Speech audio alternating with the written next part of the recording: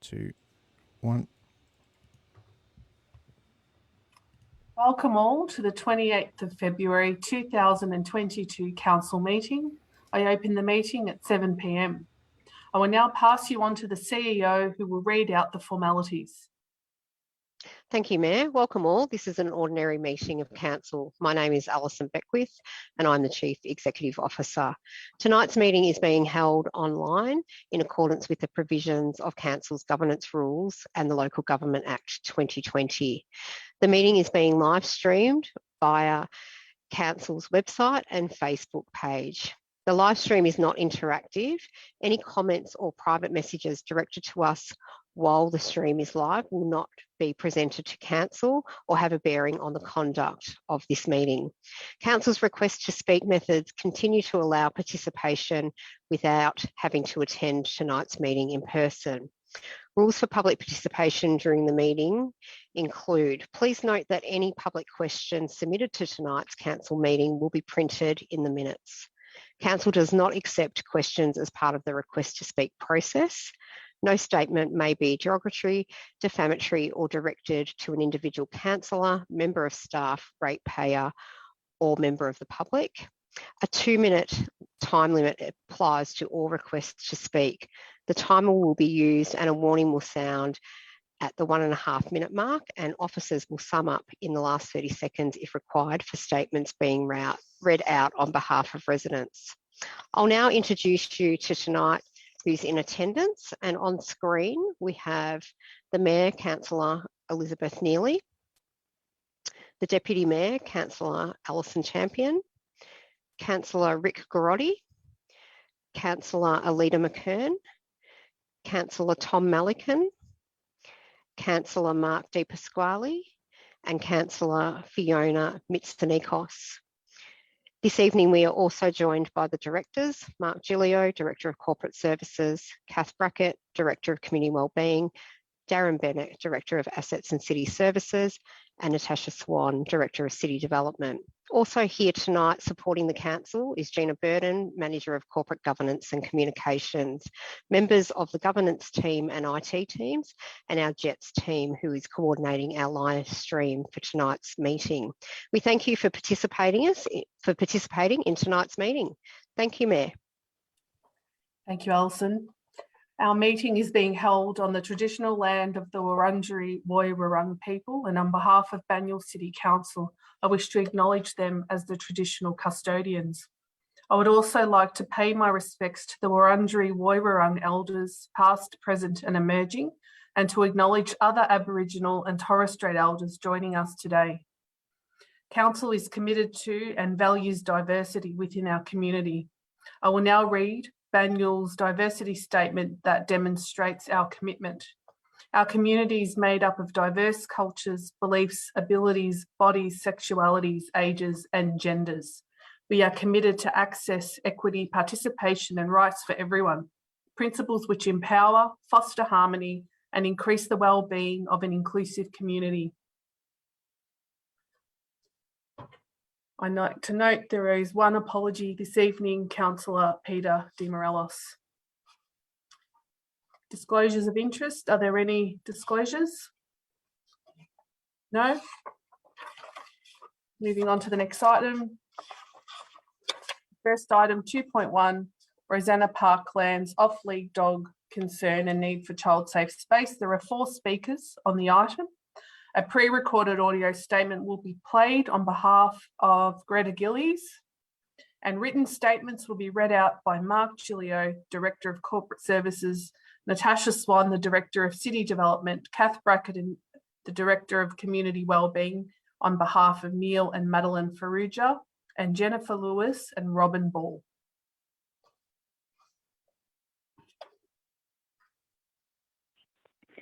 Thank you, Council, for giving me the opportunity to speak. My name is Greta. I live a 10-minute walk from Rosanna Parklands with my young family. It is our closest parklands and our closest access to a creek. I have lived here for 9 years. I set up the petition asking for on-lead areas within Rosanna Parklands after chatting to other local community members who also felt excluded because of negative past experiences with off-lead dogs and feeling there are no genuine on-lead areas to enjoy it safely. I am here to make sure the voices of these community members are heard. They include disabled people, seniors, families with young children, people scared of unknown dogs due to past trauma, people with anxious on-lead dogs, advocates for wildlife. Over 400 people from these communities have signed this petition. Despite my petition being very diplomatic in its request, I countered petition asking that nothing be changed and be maintained. Its popularity suggests a few things. One is that the off-lead community dominate the park and have perpetuated the incorrect belief that Rosanna Parklands is an entirely off-lead dog park. As the council webpage clearly states, the Parklands is for walking, dog off-lead areas, jogging, cycling and picnicking. It is not just a dog park. Another is that owners are frustrated about the lack of off-lead areas throughout Banyule, something that council should address. None of these beliefs are justification for exclusion. At 62 acres, the public parklands is big enough to cater for us all. Fortunately, the state government is on side with making open spaces more inclusive to everyone. Plan Melbourne is advocating for 20-minute neighbourhoods. For example, parklands that everyone can access within a 20-minute walk, cycle or public transport ride from their home. The Open Space Strategy for Metropolitan Melbourne 2021 is literally titled Open Space for Everyone.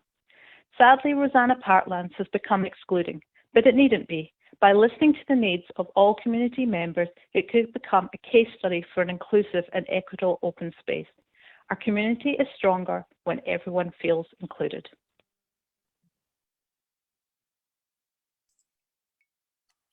Thank you for that recording. Mark Gilio. Yeah, reading on behalf of Neil Ehrenstrom and Madeline Ferrugia.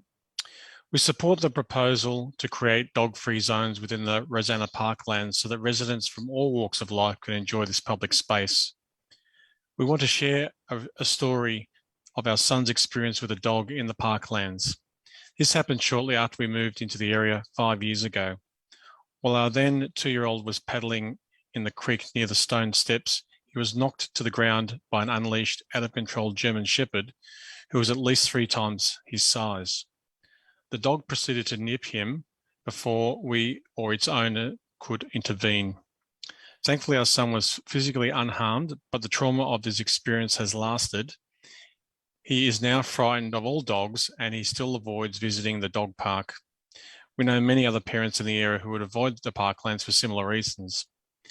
And a play group we attended at the parklands ended because the issue of unattended dogs. It seems wildly unjust that the enormous parklands cannot be shared for wider use by the community. Playground areas which are supposedly dog-free are regularly visited by off-leash dogs.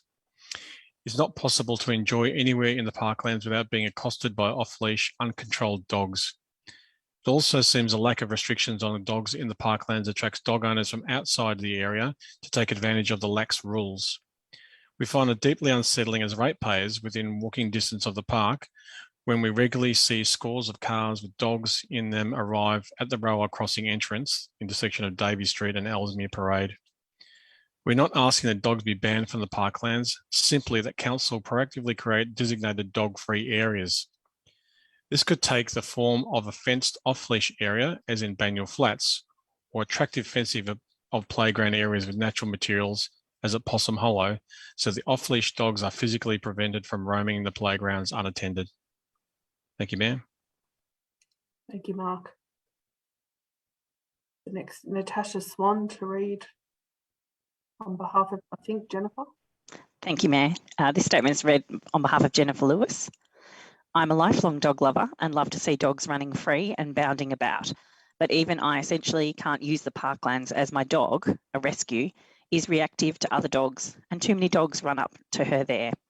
Even without my dog with me, I would never try to have a picnic at the parklands because it would be basically like having a picnic inside a dog park. I do believe dogs should be able to run free in the parklands, but within a designated off-lead zone, so the parklands are not so exclusionary. The space is huge, but currently only caters effectively to a narrow section of the community. Thanks. Thank you, Natasha. Kath Brackett. Yeah. Thank you, Mayor. I'm reading this on behalf of Robin Ball. I think this is a great opportunity to create a safe space for little people and some older people too in Rosanna Parklands without dogs. Firstly, I am a dog lover and I've had dogs all my life.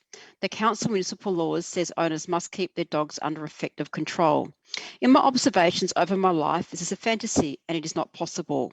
This statement is unachievable. In reality, many dog owners do not have a control of their dogs and dogs run up to kids, babies lying on the grass and older adults who are on walking frames or are physically frail. The result is often these little people and older people become more frightened as a result. It seems reasonable beyond doubt, in my view, to have some safe spaces so the parklands can meet a variety of people's needs, not just dog owners. Yes, sure, it is good for kids to get used to dogs, but for kids who are scared, it needs to be the kid reaching out to the dog in a safe way, not the other way around. My neighbour's child is scared of dogs and we live very close to the parklands. They rarely go down. When they do, it creates a lot of anxiety for the whole family. I feel really sad that this happens and I request and encourage a sensible and reasonable outcome for this fair and just proposal. Thank you, Mayor. Thank you, Director. Councillors, there is a recommendation on the papers. Can I please have a councillor move a motion? Moved, Councillor Malikan. Is there a seconder? Seconded, Councillor Mitsonikos. Councillor Malikan, would you like to speak to the item?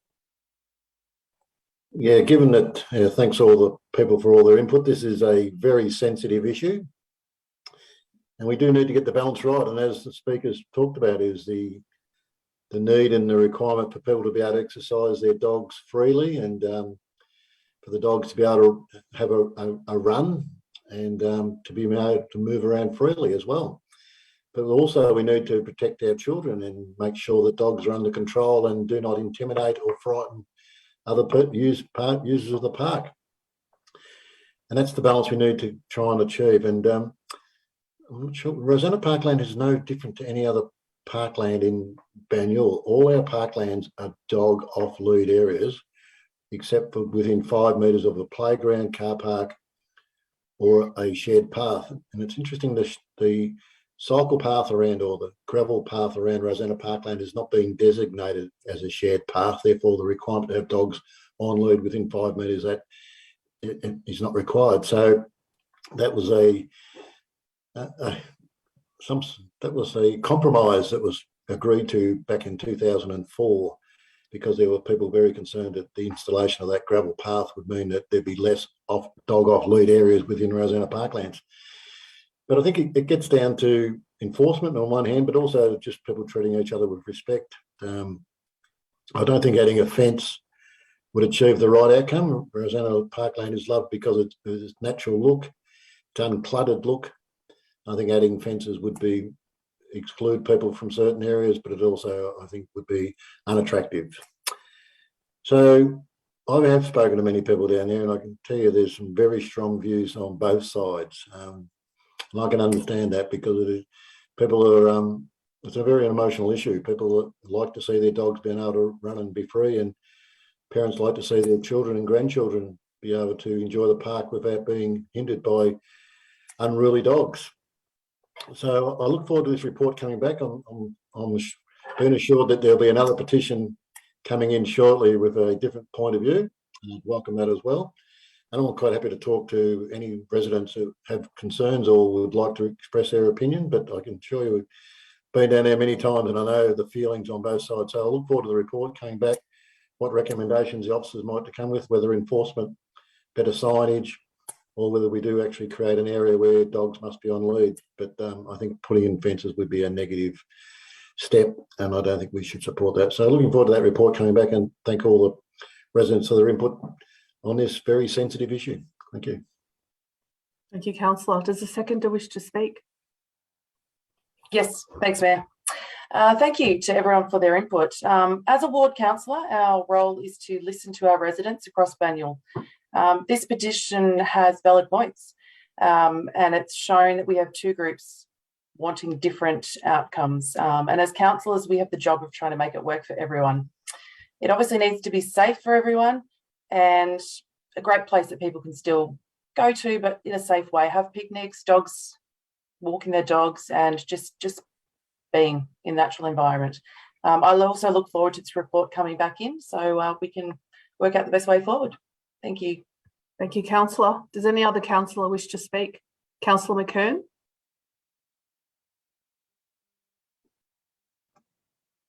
Thank you, Madam Mayor.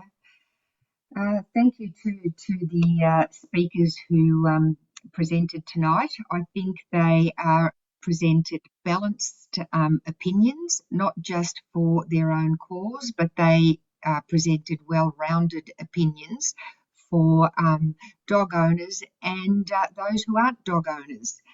And I think they reflected that our parks are and should be for the benefit of all, Madam Mayor. And all users should feel safe while enjoying the health, well-being, social and community benefits of the outdoors in our parks in particular. I too am a dog owner and I walk my dog regularly in Banyul's parks, but have had the unfortunate mishap of enjoying a picnic in Rosanna Parklands and having a dog come and investigate our picnic and deciding that that picnic was good for them too, and taking off with some of our picnic lunch. So that sort of activity is certainly unwelcome, and I hear those concerns emanating from the speakers tonight. So like the previous councillors who have spoken on this, Councillor Melican and Mitsonikos, I too look forward to receiving this officer report. We do have, I believe, an increasing number of dog owners, not only in the municipality, but in Melbourne generally. And my understanding is a lot more is being done at local government level to try and manage some of the conflicts arising. Thank you, Madam Mayor. Thank you, councillor. Does any other councillor wish to speak? Okay. I put the motion. All those in favour? The motion is carried. Item 2.2, vaccine mandates. There are 6 speakers on the item. Pre-recorded video statements will be played on behalf of Melissa Murphy-Webster, Rosie Shiloh and Brian Grace.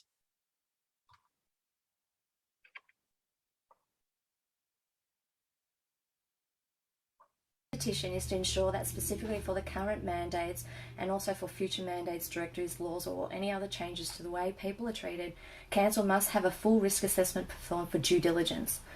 For any restriction or action made on the residents, there has to be consideration to the resulting effect, be it mental, financial or physical. This is your duty of care and part of governance. If ignored, it can result in action against the individual and the council as a whole. I'm afraid that I'm just following orders is never a reasonable excuse when in cases of disregard to harm to a person are being heard after an injury. The fact that council did not perform an assessment on how the residents would be affected for the last twilight sound proves definitively that there needs to be more consideration when choosing to exclude against the specific criteria. In this case, bodily characteristic. I'm not saying it was deliberate, I'm just saying I feel like there's processes in place for other minority groups. Council have an absolute opportunity to not comply with the public health orders, and this comes under section 203 subsection 2 of the Public Health Act, whereby council or anyone for that matter have a reasonable excuse not to comply. And that excuse comes under the Equal Opportunities Act section 4, whereby you cannot discriminate against a person for a bodily characteristic, and technically that should be the end of this. Council would have realised this if due diligence had been performed as requested multiple times since December 2021. The backing of this information in regards to risk assessment comes with getting data of the real risk of asymptomatic children, those who are exposed to the virus, and even the validity of the PCR test. There is a plethora of professionals who are willing to assist that are not linked to government or big farm, and as such, I once again, I insist that you perform the assessment on the current mandates. Thank you. Hi, my name's Rosie Shiloh. I'd like to refer to agenda item 2.2, vaccine mandates. I'd like to start with an important fact. Governance, risk management within Banyul with regards to the vaccine mandates has not been addressed. It's the duty of care for the council to ensure the community members are not deliberately put into harm's way by the council's actions. The actions of following state government mandates without performing any assessment has harmed many, many residents, physically, mentally and financially. It is not apparent that anyone within council has tried to ascertain if the mandates are harmful and in what way. Council has failed the code of conduct to ensure that discrimination and harassment are prohibited. This is the responsibility of the council and cannot be dismissed by claiming the council and its members are just following orders from state government. I've always supported the council's use of my rates to ensure inclusivity for residents, especially for LGBTQA+ and First Nations peoples. This goes without saying. I, however, do not support the use of my rates to facilitate the discrimination of any persons, thereby creating a two-tiered society without reasonable evidence. Evidence such as human rights assessments and any backed independent scientific reports, which to this date have not been forthcoming from any part of government. None of the governments have shown that asymptomatic people or even children are a risk to people, and there's ample information circulated by respected scientists and physicians that show that they are not a risk. The risk assessment must be performed unbiased and with independent, non-funded government professionals. Claiming council is just doing as they are told is not acceptable. We are seeing other councils in Australia push back. For example, Gympie and Busselton, and now it's time for Banyule to do the same. Thank you. My name is Brian Grace. I'm a resident of Greensborough and have been for 43 years. I wish to thank the Mayor, councillors and the Executive for the opportunity to address Council. I'm speaking on item 2.2 on the agenda, vaccine mandates. These mandates are not set by Council, they are set by the state government. Banyule City Council is under a public health order and they must comply. This petition is put together by anti-vaxxers who most don't even live in Banyule. Some in Council support these groups, and it's not right when Council is responsible for immunisation throughout the city. I wish those in Council would have been more honest at election time, because we would have had a different composition of Council than we would have now. That being said, there is always the next election, and the community of Banyule will be told the truth. Firstly, the COVID immunisation program is not being tested. It has all the Drug Administration approvals it needs worldwide. No matter what the majority of the community says, these anti-vaxxers will always seem to come up with a conspiracy theory to spread. And I urge the Banyule Council to reject this petition and anyone who supports anti-vaxxers. Thank you very much. There will now be written statements read out by Kath Brackett, Director of Community Wellbeing, Darren Bennett, Director of Assets and City Services, and Mark Gilio, Director of Corporate Services, on behalf of Alan Smith, Devesh Kumar Amapara, apologies for mispronunciation, and Andrew John. Thank you, Mayor. I'm reading this statement on behalf of Alan Smith. Hello, I am not an anti-vaxxer, I am pro-choice.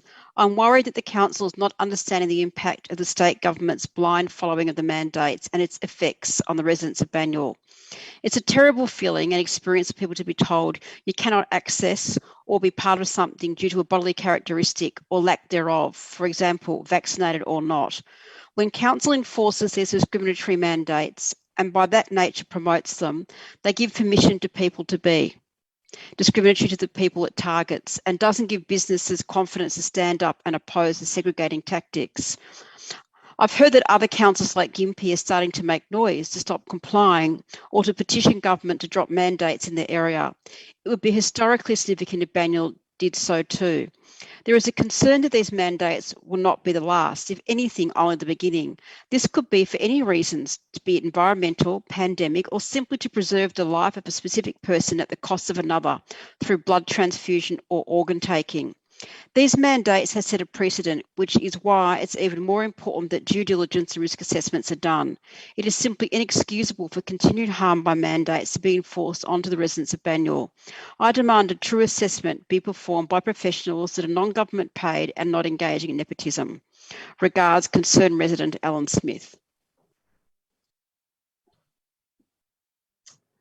Mayor, I'm reading this statement on behalf of Dinesh Kumar Amipara. Dear all, my name is Devesh Kumar Amipara, and as a resident of Ivanhoe in Banyule Council, I'm making this statement. Since the Vic Health directions regarding COVID-19 vaccine mandate came into effect, me, my family members and many other community members have been discriminated against using many businesses, entertainment venues, restaurants, denied right to work and denied entry for not choosing experimental medical injections. First of all, vaccine mandates are unlawful and breach of the Commonwealth Constitutional Act and informed consent. No person should be forced to get an injection or medical procedure without their will. It is also not justified or proved scientifically that COVID vaccines stop the spread of getting you from COVID variant. So why are they being enforced to the people? My council mayor, councillors and other council officials are enforcing unhuman mandates on everyone. So, as one of the people of the annual council, I demand to stop all vaccine mandates in place for everyone in the council area ASAP. I believe the councillors, the mayor and other Banyule council officials will do their moral duty to the people for the people. Thank you. Thank you, Darren. Thank you, ma'am. Reading on this on behalf of Andrew John. Yep. My name is Andrew John. I've worked in the city of Banyule for over 35 years and a resident for 6. I call on the council, the mayor, all councillors and the CEO to end these mandates immediately. They are a breach of our constitutional rights under section 51, subclause 23A, our right to keep medical information private as prescribed by Medicare Privacy Act, and it is a breach of human rights to access public spaces and buildings freely. These mandates divide our communities and force illegal restrictions on people choosing their right to medical choice. Nobody has the right to refuse people entry under the Consumer Law Act. These actions by the council and councillors open them up to legal challenge and personal liability. Does the council and its councillors wish to be at the losing end of a High Court challenge? And will the ratepayers be happy to fund such legal defence? If you can open one public building to all peoples, then you have to open up all. I will never beg for my fundamental rights to be restored. I will fight for them. They were never yours to take in the first instance. Remove the mandates now, lest history reflect your lack of compassion and humanity. Thank you, ma'am. Thank you, Mark. Councillors, there is a recommendation on the papers. Can I please have a councillor move the motion? I can't see. Moved, Councillor De Pasquale. Do I have a seconder? Seconded, Councillor Mitsonikos. Councillor De Pasquale, do you wish to speak? Yes, thank you, Mayor. Just checking that I'm off mute. Thank you, Mayor. It's look, it's important as councillors we must listen and take into account every resident's concerns, issues, and ideas. All 130,000 Banyule residents. In doing this, we must not forget the COVID-19 vaccines are literally an experiment on the human population. They are an mRNA messenger ribonucleic acid technology that is unlike other vaccines.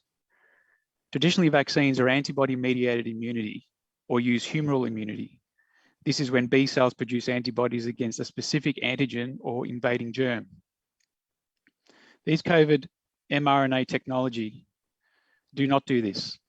mRNA technology is injected into the muscle, and then a DNA instructs the muscle cells to produce spike proteins that are similar to the spike proteins on the COVID-19 virus. We were told that if you get the jab or 2 jabs, you will have 95% immunity to COVID-19. This hasn't worked, has it? Far from it. If 2 injections don't work, maybe 3 will. 4, 5, 6. How many will people have to get, or how many will people be happy to take? And how far into the experiment will we go? Now, it's normal that there would be apprehension getting them. What alarms me is the cancel culture that now exists in Melbourne and Victoria. Never before have I seen it. Cancel culture is, if you're not prepared to get the jabs, if you're not prepared to roll up your sleeve for your country, then you'll be cancelled out of society. It's appalling. Even some councillors have wiped their hands of residents, their contact, emails and phone calls. It's important these conversations are had now and in the years to come, because this won't be the last time we are faced with a pandemic. They happen every 5 years or so. And if the only way we have is to use these new experimental technologies, such as mRNA technology, as the only treatment, then citizens need to make a decision. Stay and be subjected to such mandates in the future, or find communities that put human rights first. Many residents have contacted me. Their concern is that if we didn't have an imposed state of emergency, these vaccines would be blatant crimes against humanity. Risk assessment and human rights assessment is prudent for all residents of Banyule, regardless of one's opinion. I'd like to commend the petitioners for their bravery. Putting their name and address to such a document is highly commended, considering police are actively seeking out troublemakers and protesters. Attendees at our last council meeting were visited by police and questioned. I always thought police were there to catch the crooks, not stop someone who wants access to a public meeting in a public building paid for by their rates. Just another example of cancel culture. If you don't agree, you'll be crushed. Finally, I'll spare a thought for Banyule City Council staff that have been terminated due to these mandates. I apologise for the trauma you're going through, and I commend you for standing for your rights not to have a medical procedure if you don't want it. To current Banyule City Council staff, if you have a work colleague who was stood down, maybe you could check in on them and see if they are okay. That would be the human thing to do. How many nurses, doctors, police officers, teachers have we lost to these mandates? History will determine whether the actions were proportionate to the risks or not. Thank you, Mayor. Thank you, Councillor. Does the seconder wish to speak? No? Does any other councillor wish to speak? I put the motion to a vote. All those in favour? The motion is carried. Item 2.3, petition discrimination of council venues, services, facilities. There are 4 speakers to the item. Pre-recorded video and audio statements will be played on behalf of Kate Roy Chowdhury, Brian Grace and Sophie Miller.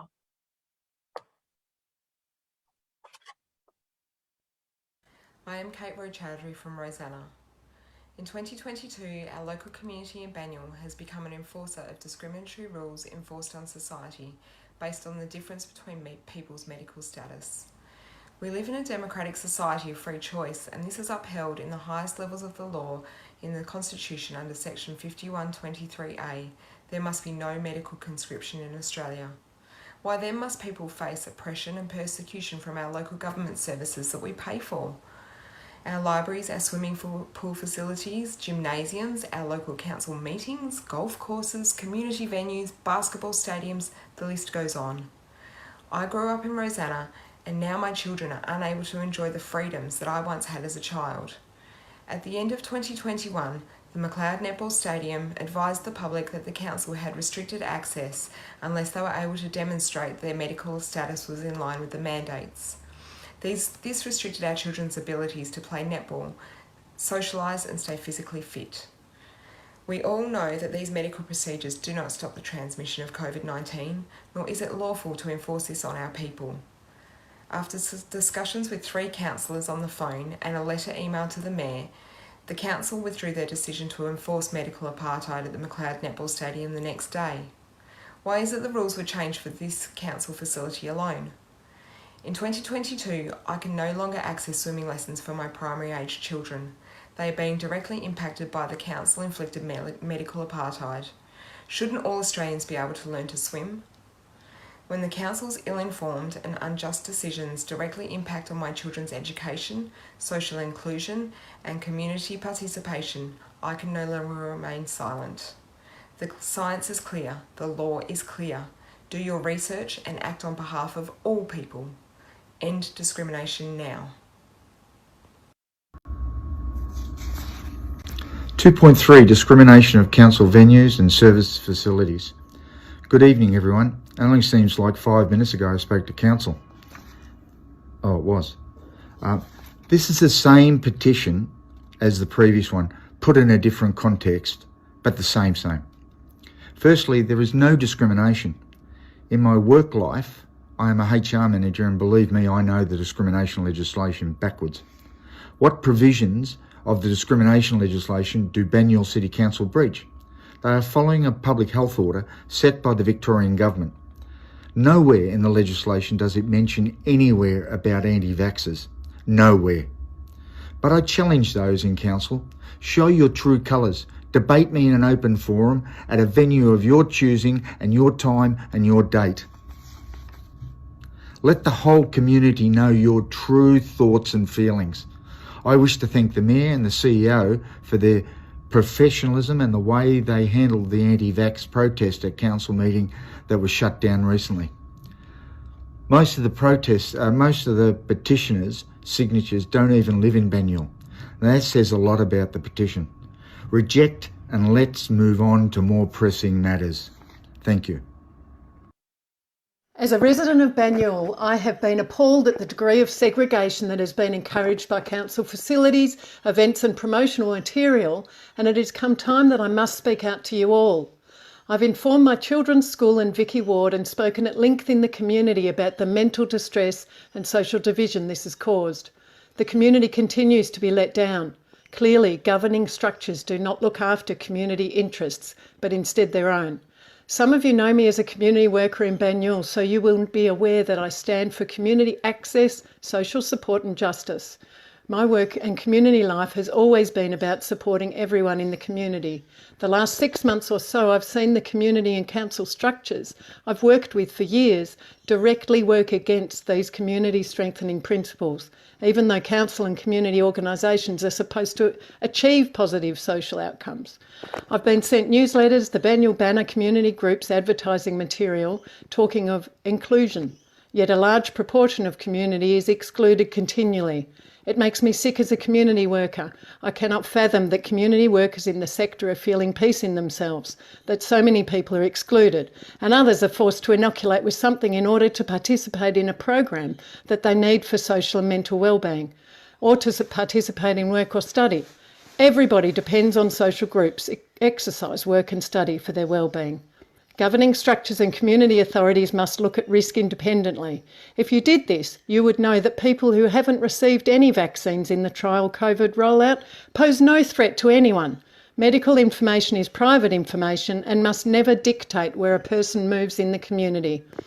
As a Banyule resident, I demand that you stop all council discrimination in services, activities and buildings according to medical status, and acknowledge in public statements that you warmly welcome all people regardless of medical status and will not ask people to disclose private information. Thank you for those recordings. There will now be a written statement read out by Darren Bennett, Director of Assets and City Services, on behalf of Devesh Kumar Amapara. Dear all, my name is Devesh Kumar Amapara, and as a resident of Ivanhoe in Banyule Council, I am making this statement. Since the Vic Health direction regarding COVID-19 vaccination came in to affect me, my family members and many other community members have been discriminated against using the council venues and denied entries for not choosing experimental medical injections. Well, there is no justification or scientific proof that vaccinated COVID-19 people don't spread or get COVID variant. So why aren't council denying them the entries? There is also no justification or scientific proof that only non-vaccinated COVID-19 people spread the COVID variant. So why council is denying them the access?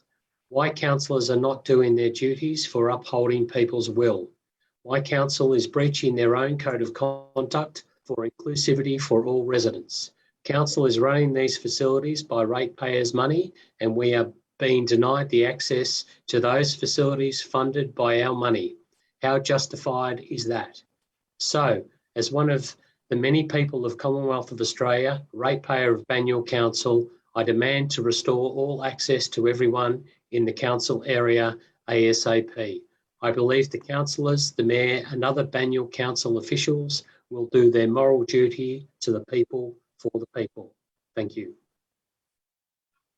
Councillors, there is a recommendation on the papers. Can I please have a councillor move the motion? Move, Mayor. Councillor De Pasquale.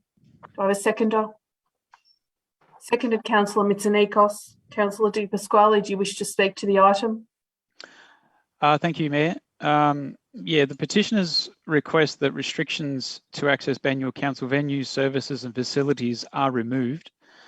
If everyone in our community can attend a football game, a cricket game or church, why can't everyone access council facilities and services?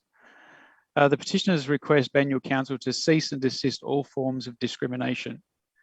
The petitioners request that Banyule Council promote, uphold and respect the human rights and dignity of all Australians. The reasons for this were extensively discussed in the last agenda item. For the sake of time, I will not go through these points again. The petitioners also request that any of Banyule Council managed properties are not used for the administration of COVID-19 vaccines. The COVID-19 vaccination program is a Victorian state government initiative, not federal. As stated by Prime Minister Scott Morrison, COVID-19 vaccines are voluntary and not mandated. If the program is a state government program, then the question whether local community-owned properties should be used as part of that program, it's a good question, in my opinion.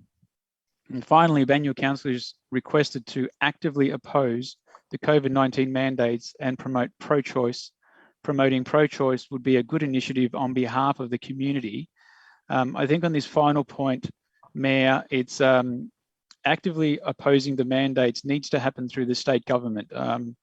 That's who sets up the mandates, the state government. I would like to know if the petitioners are actively pursuing our local state members of parliament, Honourable Colin Brooks, the Honourable Anthony Carbines, and Honourable Vicky Ward. Finally, I commend this petition and understand there are many more people too afraid to speak up on this topic for fear of retribution. Thank you, Mayor. Thank you, Councillor. Does the seconder wish to speak? Thanks, Mayor. And thanks to all of our speakers. It's really important that people can speak up, and creating petitions is a great way of having your voice heard. Whether it's about dog walking in parks, discs golf, the environment, the Olympic Leisure Centre, or this petition related to discrimination. As a council, we need to listen to all of our residents. They have a right to be heard. They also pay rates that go towards providing services for the whole community to use, themselves included. I've listened to many stories. I've had many residents call about how they've been affected by COVID. These government mandates have created division and unrest in our community at a time when people really need to be coming together. Businesses have shut, families, friends are divided, and people are doing it tough out there. We need to work in a way to be all-inclusive to all of our community. Thank you. Thank you, Councillor. Does any other councillor wish to speak? Councillor Malikan. Yeah, I'd too like to thank the speakers, and I have listened and take on board their concerns, but you've got to also say that COVID-19 has placed enormous pressure on us as a community and us as a council and us as a state and a nation, and in fact the whole entire world. But I know several speakers said we could go against these health mandates or these health regulations, and that's simply not correct. We will be paying fines of $100,000 for every breach if we were to breach the health directives, and as a councillor I'm not prepared to do that. But I'd also have to say that the state government and federal government have certainly been under enormous pressure through this troubling time, and I would hate to be a politician at state or federal level trying to make decisions under knowing that your decisions will impact people's lives, but also could impact,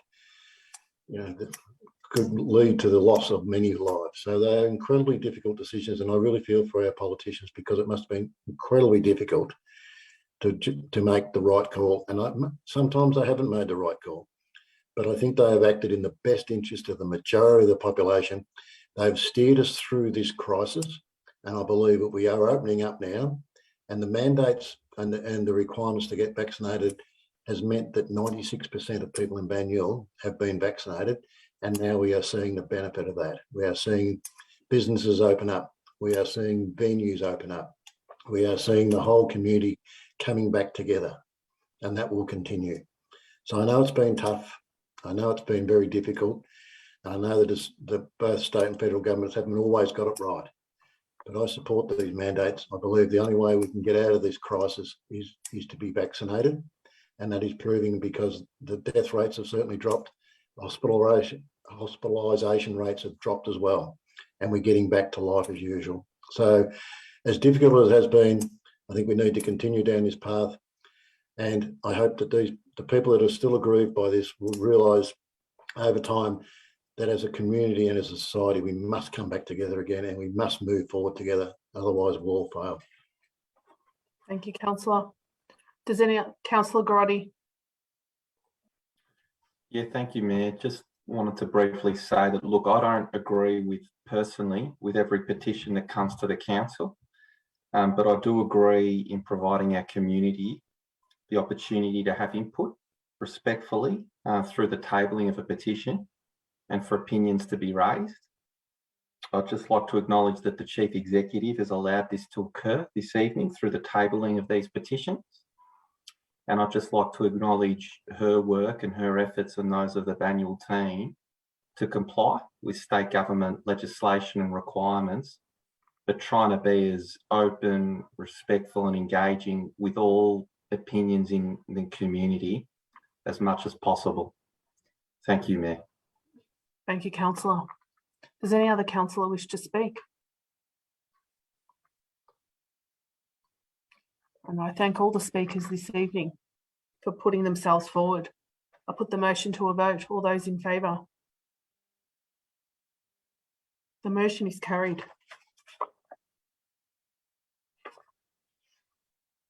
Item 3.1, Banyule Grants Program Policy. There are no speakers to this item. Councillors, I understand that we have wording that differs to the recommendation in the papers. Can I please have a councillor move the alternate wording? I can't see all the screen. A councillor to move the alternate wording. Moved, Councillor Grotti. Do I have a second? Well, I'll allow you to read the wording before I get the seconder. Yeah, thank you, Mayor. If it can be brought up again. So just an amendment to point 1 that council endorsed the Banyule Grants Program Policy with the following amendments. Inclusion of the following wording under eligibility criteria, seeking support or assistance from councillors in their application. The seeking or lobbying of councillor input or support will automatically exclude an application from the grant round. Inclusion of the following wording under the assessment process. Specific information regarding how the assessment occurs will be detailed in the grant funding guidelines. And then a third point, inclusion of the following wording under the Banyule reference documents in line with council adopted policies and strategies. And point 2 to remain as is, that the policy will be reviewed in 4 years to be completed by June 2026, and a review report will be submitted to the council at that time. Thank you, Councillor. Is there a seconder? Seconded, Councillor Castaldo. Councillor Grotti, would you like to speak to the item? Yeah, thank you, Mayor. Just in conversations amongst councillors, we just wanted to clarify the arm's length arrangement of the grants process and to tighten up and clarify the wording in that regard. And then the second component was just to clarify that the grants process, there's different programs which grants will be awarded under. There might be environmental ones, there might be jobs, social enterprise, community, and just clarifying that those guidelines for each grant program will clearly set out the criteria and the strategy and the policy basis for those grants. And then the third component was just to affirm that the grants policy should align with council strategy and council policies. So a very good document prepared by officers, and through constructive conversation amongst councillors, some minor amendments just to tighten things up. Thank you, Mayor. Thank you, councillor. Does the seconder wish to speak? Does any other councillor wish to speak?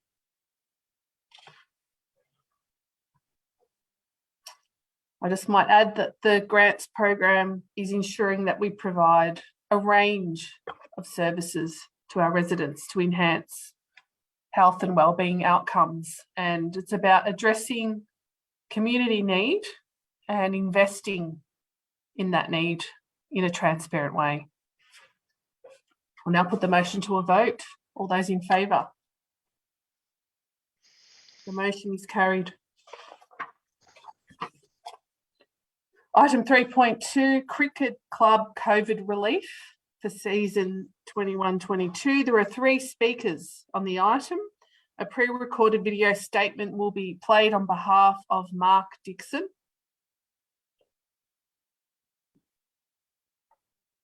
Well, good evening, councillors. My name is Mark Dixon and I'm the president of the Ivanhoe Cricket Club. The report in front of you tonight I do support, but I don't believe it goes further enough. But firstly, I would like to correct the error in the report. It states cricket's only lost 1 month. We've lost 7 weeks of play and we haven't been able to have a pre-season. On top of this, we've had no social functions. We've had sponsors that physically haven't been able to pay their sponsorship due to the fact they're no longer in business or they simply can't afford to support community sport at this time. We've had players that have had financial hardship that simply can't afford to pay their memberships, but we've allowed them to play because we are community sport after all. All we ask of councillors tonight is that we get treated the same as local football. They lost 6 weeks of play and they paid no ground rental. We've lost 7 weeks of play and under this proposal, we would need to pay 80% of our ground rental. I ask you the question, how is this fair and how is this reasonable? These football clubs are semi-professional. They pay hundreds of thousands of dollars to their players, while us local cricket community clubs only pay for our coaches. Last year, if we had to pay our full ground rental of close to $20,000, we would have lost $19,000 as a club. If that was to happen this year, what happens next season? Do we cut back on our female program? Do we cut back on our junior program? Or do we simply say to our members, we're sorry about your hardship, but you need to pay your full membership or you can't play?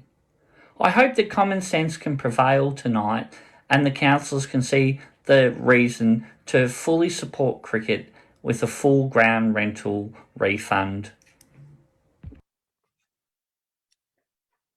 Thank you for the recording. There will now be written statements read out by Mark Gilio, Director of Corporate Services, and Natasha Swan, Director of City Development, on behalf of Chris Tremaine and Michael Langford.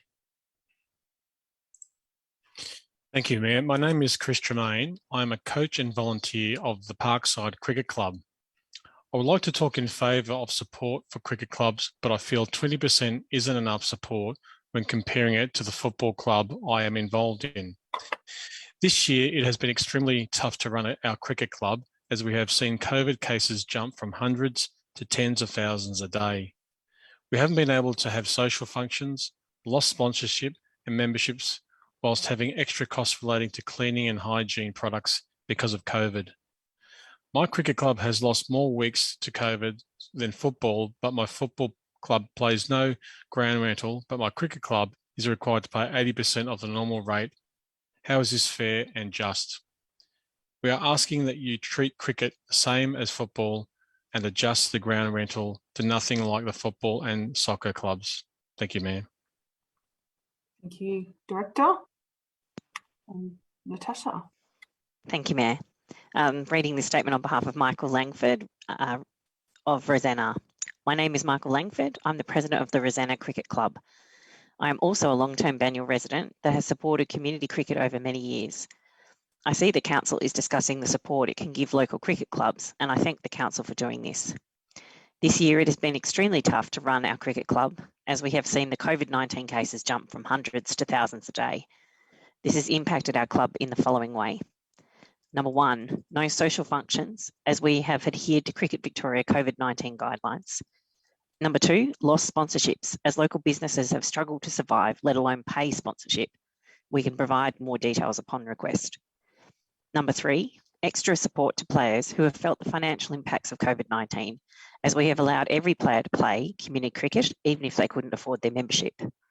Number four, additional cleaning costs, as the change rooms and club rooms required to be cleaned to a higher standard than previously required to meet Cricket Victoria guidelines. Cricket has lost 7 weeks of play, with our season reduced to only 1-day games and no 2-day games. This leaves us losing more weeks of play than our winter sports, and yet we are given only given a 20% reduction, while winter sports, who lost 6 weeks, get a 100% reduction. We are asking that you treat cricket the same as winter sport, with a 100% waiver of fees, given we have lost more weeks than our winter counterparts. Thank you, Mayor. Thank you. Thank you to the speakers. Councillor, there's a recommendation on the papers. Could I please have a councillor move a motion? Moved, Councillor Castaldo. Is there a seconder? Sorry, Mayor, I have some questions. Yes. Can I ask the relevant officer to provide some information? We've been given some information on the number of weeks lost for winter sports relative to summer sports. And the papers seem to suggest that the impact on winter sports was greater. Could we have officer respond to that feedback, please? Thank you, Councillor. Director? I can do that if that's okay, Mayor, Yes. through you. So thank you for your question, Councillor. My understanding is that the season was delayed by 3 weeks. I've noticed that in the submitters, they've talked about 1 day's play rather than 2 days play. So I'll probably need to get some more advice around that. But on balance, the cricket season have been delayed and they've got most of the season to play, whereas the winter season sports were delayed or weren't able to play for most of the season. The year before, when there was a very significant impact on both the summer and the winter seasons, the fees were waived for all of the clubs equally on the basis of that. But the officer recommendation here is that on the basis that the clubs can play, they can continue to play now until after March. And so the season was delayed by 3 weeks, notwithstanding all the comments about the impact on, their ability to play and their connections, and that's understood that there's been an impact, which is why the 20% was recommended to take into account some of those impacts, recognising there has been some impact, but not the degree to which there's been an impact on the winter clubs. Thank you, Director. Thank you. Just a quick follow-up as well. Given the feedback this evening, is it appropriate to still leave it at a 20% in your view? I do, because the cricket clubs have had an opportunity to play and they have an opportunity to finish the majority of their season. I think that they were given a waiver last year because they did have a significant impact, but they have been able to play for most of this season as well. Their fees are also noted in the council report, and the fees weren't that significant for the year as against the fees that the winter season clubs pay as well. Okay, so do you have a question, Councillor Grotti? Yeah, I had a question, but potentially also foreshadowing an amendment. I found the comments from the speakers very compelling, and keeping an open mind right up into the decision as we do as councillors. Just foreshadowing perhaps that we look at it up to a 50% discount, and if that's not appropriate to raise as an amendment, then perhaps a deferral. So perhaps just looking for some advice from the CEO or director, is it appropriate for us to, at this stage, put an amendment forward to increase that level of support to 50%, or would we be best to defer and to get further advice before we did that?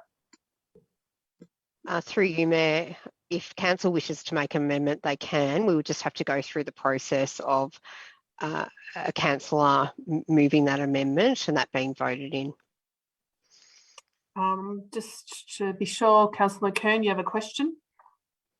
I do, Madam Mayor. I too am concerned about some of the figures that have been presented tonight by the three speakers. It's been suggested that 7 weeks lost of cricket has occurred, no pre-season, no social functions, and I would actually be wondering whether we could seek a review of that 20% that's been placed in the officer recommendation against some of the assertions that have been made tonight by the speakers. I think we need more information, and like Councillor Garotti, I'm wondering if we can foreshadow a review or a motion to have more information be given to the councillors before a decision is made. Okay, well, just considering the speakers and the director's comments, the information doesn't line up, and I'm not prepared to increase the amount to 50% without more information. But if councillors want to move a motion, that's. Well, Mayor, may I move for a deferral of this item so that councillors can obtain further advice? Okay. So I'll move that the item be deferred. Moved deferral. Are you seconding, Councillor Champion? Yes. Seconded, Councillor Champion. I don't think I need to make comments because we've already captured it. Yep. Thank you. Thank you. Councillor Champion, do you wish to speak? Does any other councillor wish to speak? Councillor McKern? I think that what we're moving tonight represents, on the council part, a listening ear here. Whilst we respect what the officers have put forward to us, just given additional information that we've received by the speakers, it is important that we consider that. So I certainly support the motion for deferral. Thank you, councillor. Does any other councillor wish to speak? Councillor Castaldo. Yeah, look, I think this is a good example, as Councillor McKern mentioned. We do listen to our community. When there's a misalignment between information that comes to us, we need to make sure that we get everything right. And before we allocate our community's money, we've got to make sure that we follow a good process in assuring that we're acting on the best information. So I completely agree that we should be delaying this. Thank you. That is agreed. Put the motion to a vote, unless there's any other councillor that wishes to speak. All those in favour of the deferral? The motion is carried.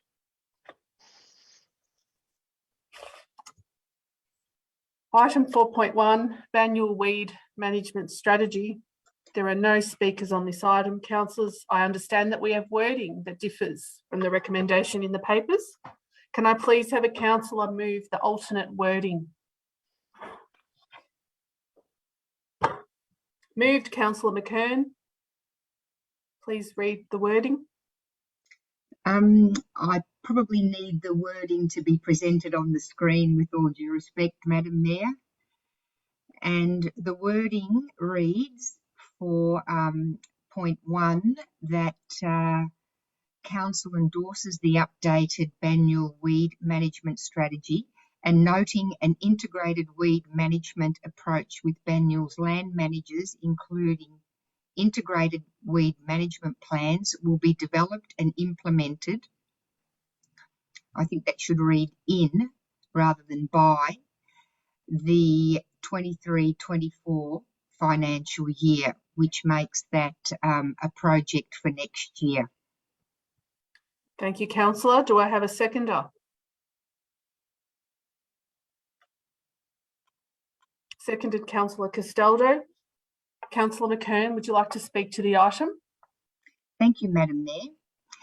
At the December meeting of Council, Council spoke to the importance of managing weeds due to the enormous impact weeds have on our society, environment and the economy. 2 public consultation phases have contributed to the development of this strategy. The last consultation phase ending on the 31st of January, so only last month. Overall, we received about 11 responses from our community, and they were very well considered responses. They were overwhelmingly supportive for weed management and the resources Council invests in managing weeds in order that our natural environment can flourish. A number of pertinent questions were also asked in the as part of the consultation process, such as what weed management techniques would the community like to see being used? Generally, the responses indicated support for an integrated weed management plan, which would identify a variety of weed control techniques, including chemical herbicides, physical control such as hand weeding and mulching, to name a few, and would also provide more information to the public about weed control before application. Therefore, the revised or alternate recommendation tonight, Madam Mayor, that we do focus on the preparation of that integrated weed management plan so that it delivers on what our public is seeking, more information about how we control weeds, and that information gets out to the public so that they know what techniques we're using, when, how and why. Thank you, Madam Mayor. Thank you, Councillor. Does the seconder wish to speak? Does any other councillor wish to speak? Councillor De Pasquale. Mayor, if possible, just an observation. I really wish this weed management strategy had a different name. The reason being is because part of the weed species are trees as well. And sometimes these can be very large trees. They're not just, I think maybe there's a perception in the community that weeds are just these things that grow in our garden and are annoying. But as an example, in my ward down by the Plenty River, weed species trees were removed, and residents were contacting me saying, well, where are these trees gone? We've had them there for many, many years, and why have they been taken out? So I think council has a bit of a responsibility to educate the community about what weeds actually are, because they can come in as trees, and quite large trees too. So yeah, just an observation. Maybe that could be picked up at some stage in the future. Thank you, Mayor. Thank you, councillor. Does any other councillor wish to speak? I put the motion to the vote. All those in favour? The motion is carried. Item 4.2, draft Hurstbridge Rail feasibility study. There are no speakers on this item. Councillors, there's a recommendation on the papers. Can I please have a councillor move the motion? Moved, Councillor McKern. Is there a seconder? Seconded, Councillor Champion. Councillor McKern, do you wish to speak to the item?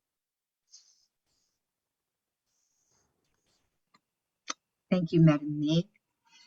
As well as examining transport facilities, connecting users to the network of activities along the Hurstbridge line and adjacent activity centres, the Hurstbridge Rail Corridor has also been identified as a significant link in the network of Banyul's wildlife corridors. Our creeks, rivers, linear reserves and the Hurstbridge Rail Corridor are indeed green freeways for our native animals. These corridors are well suited to protecting and enhancing Indigenous flora to the benefit of native fauna. And the Hurstbridge line is an important link connecting the Yarra River and Plenty River corridors. So whilst this is a much broader strategy than what I'm talking to this evening, this is the aspect that I'm, I suppose, really interested in. In fact, I've got a poster with me tonight of Banyul's wildlife corridors. I don't know how many of our councillors, I'm not sure that we can actually see this at all. I'm holding it up and just getting a blank there. but it was a map produced by Banyule Council some time ago. And one of the highlights of the map is indeed the railway link as a wildlife corridor. What concerns me a little bit at the moment with the draft strategy is that the example topologies shown for urban design open spaces in the document refer to the use of native plantings and planting flowering bulbs and perennials within our rail corridor and to create seasonal and visual interest. And whilst I think there are other places in the city for that type of treatment, I think we need to bear in mind that the important aspect of our rail corridor as far as new vegetation planting goes is that there is a focus on Indigenous vegetation for some real ecosystem and biodiversity reasons.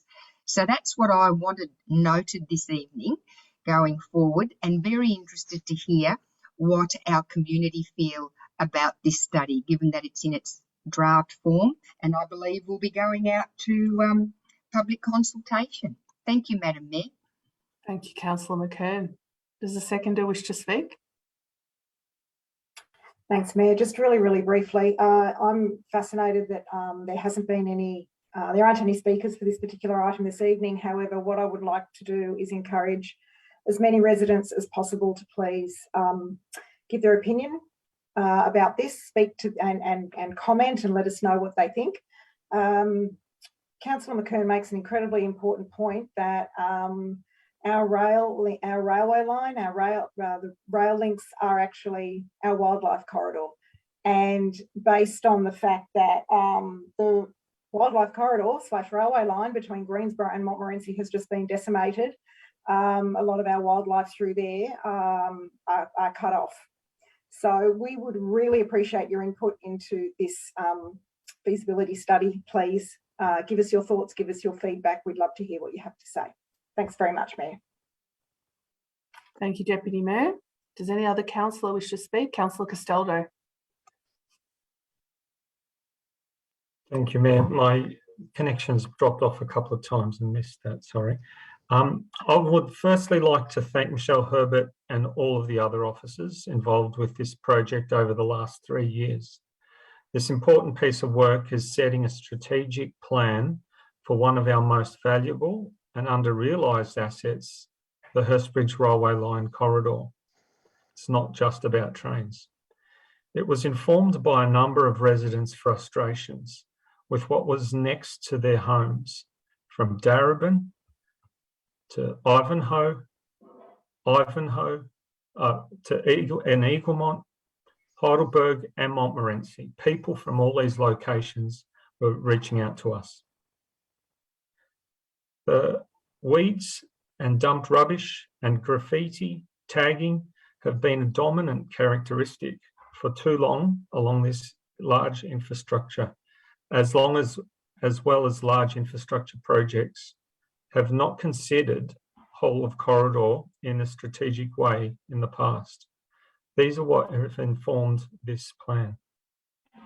This project was embarked on to improve the safety and options for active transport, and especially bikes and pedestrians along the rail corridor, and improve the aesthetic qualities with a considered landscaping strategy.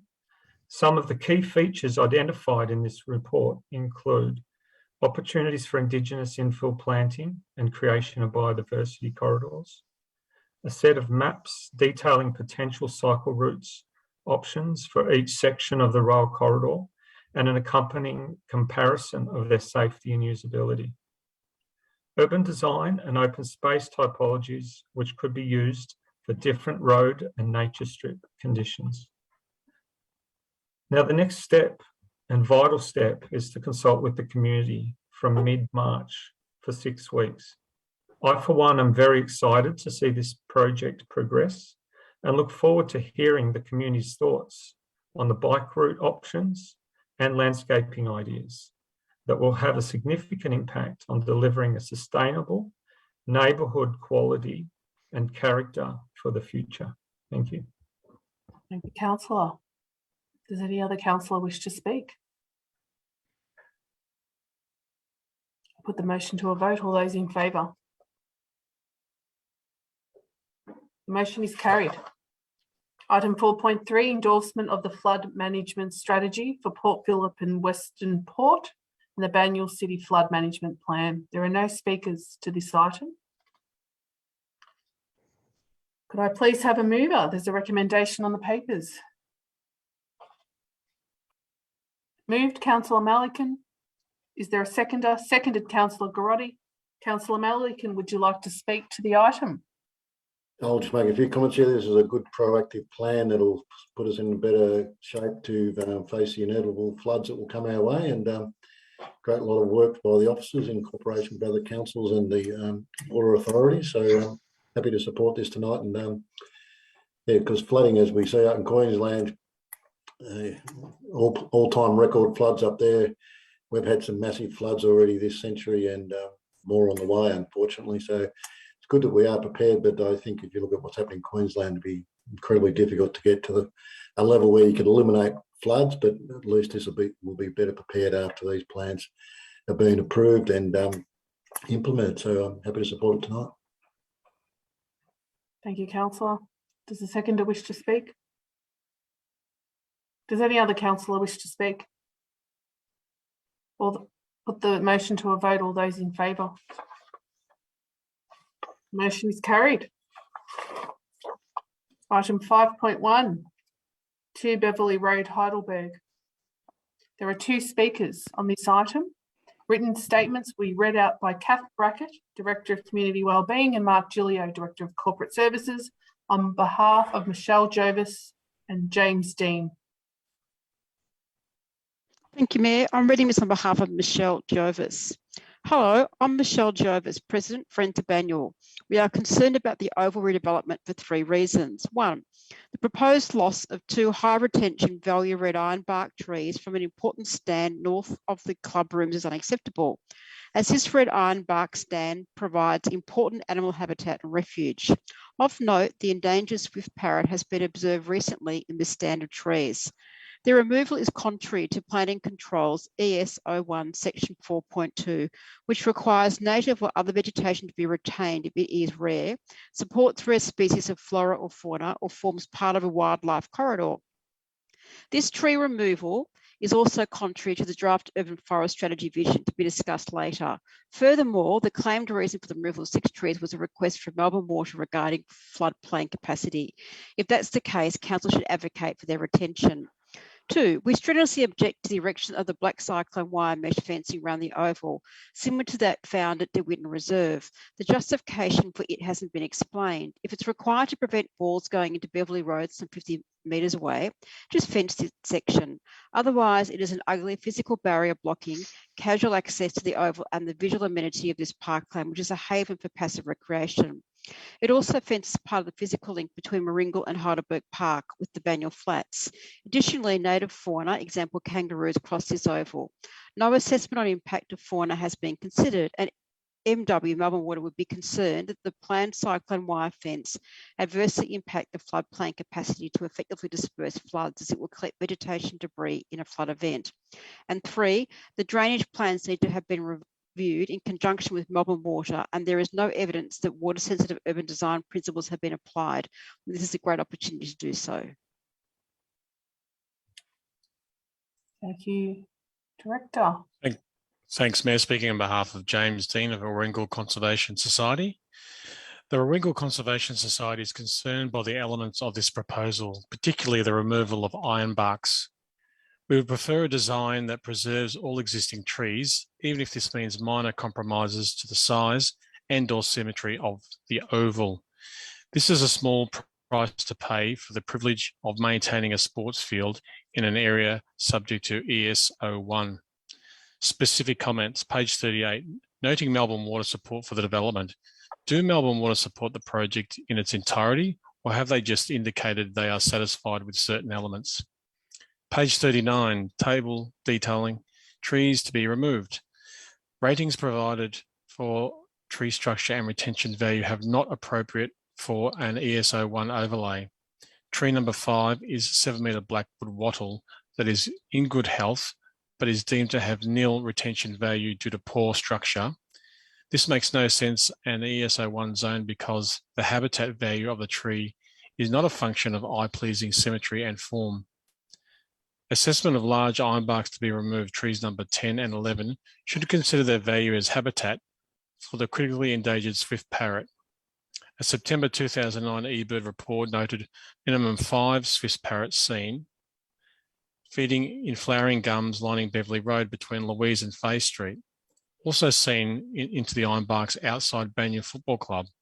ESO1 section 4.2 indicates the need to retain native or other vegetation if it is rare, supports rare species of flora, fauna, or forms part of wildlife corridor. Tree number 6 is misidentified as dead blackwood wattle when it is in fact a living silver wattle, albeit in poor health. This inaccuracy raises questions about the reliability of the tree assessments presented. Page 39. It is recommended a condition be included on any permit issued for 40 new trees to be planted to enhance the environment and to compensate for the tree loss. This recommendation is meaningless without detail of species and planting locations. Thank you, Mayor. Thank you, Director. Councillors, there's a recommendation. Can I please have a councillor move? Mayor, I have a couple of questions. Councillor Castaldo. Firstly, I've got 2 questions. I'd like an explanation for the realignment of the oval and its subsequent impact on vegetation removal. Through you, Mayor, I'm happy to provide an answer to that question. In our first design, we referred this as we were required to Melbourne Water. Our first design didn't have any tree removal involved in that. However, the advice back from Melbourne Water was that we needed to achieve a zero net cut and fill within that project, which reduces the loss of floodplain. So essentially, we were going to bring profile into that site. They weren't allowing that, so we had to do deeper excavation. That did impact a couple of trees, or the number of trees on the site that's included in the report. During that, there's mainly those 2 trees near the pavilion, and a couple of smaller trees around to the base of the oval. So that was the reason why the designs have impacted those trees. And the second question, what steps were taken to minimise impacts on vegetation on valuable trees, and can we include important community groups in the replanting? Again, through you, Mayor, some of the options that were considered was looking at the oval realignment to try and make sure that we were able to see if we could in fact fit it. We do have some requirements in terms of the actual oval size to meet certain regulation.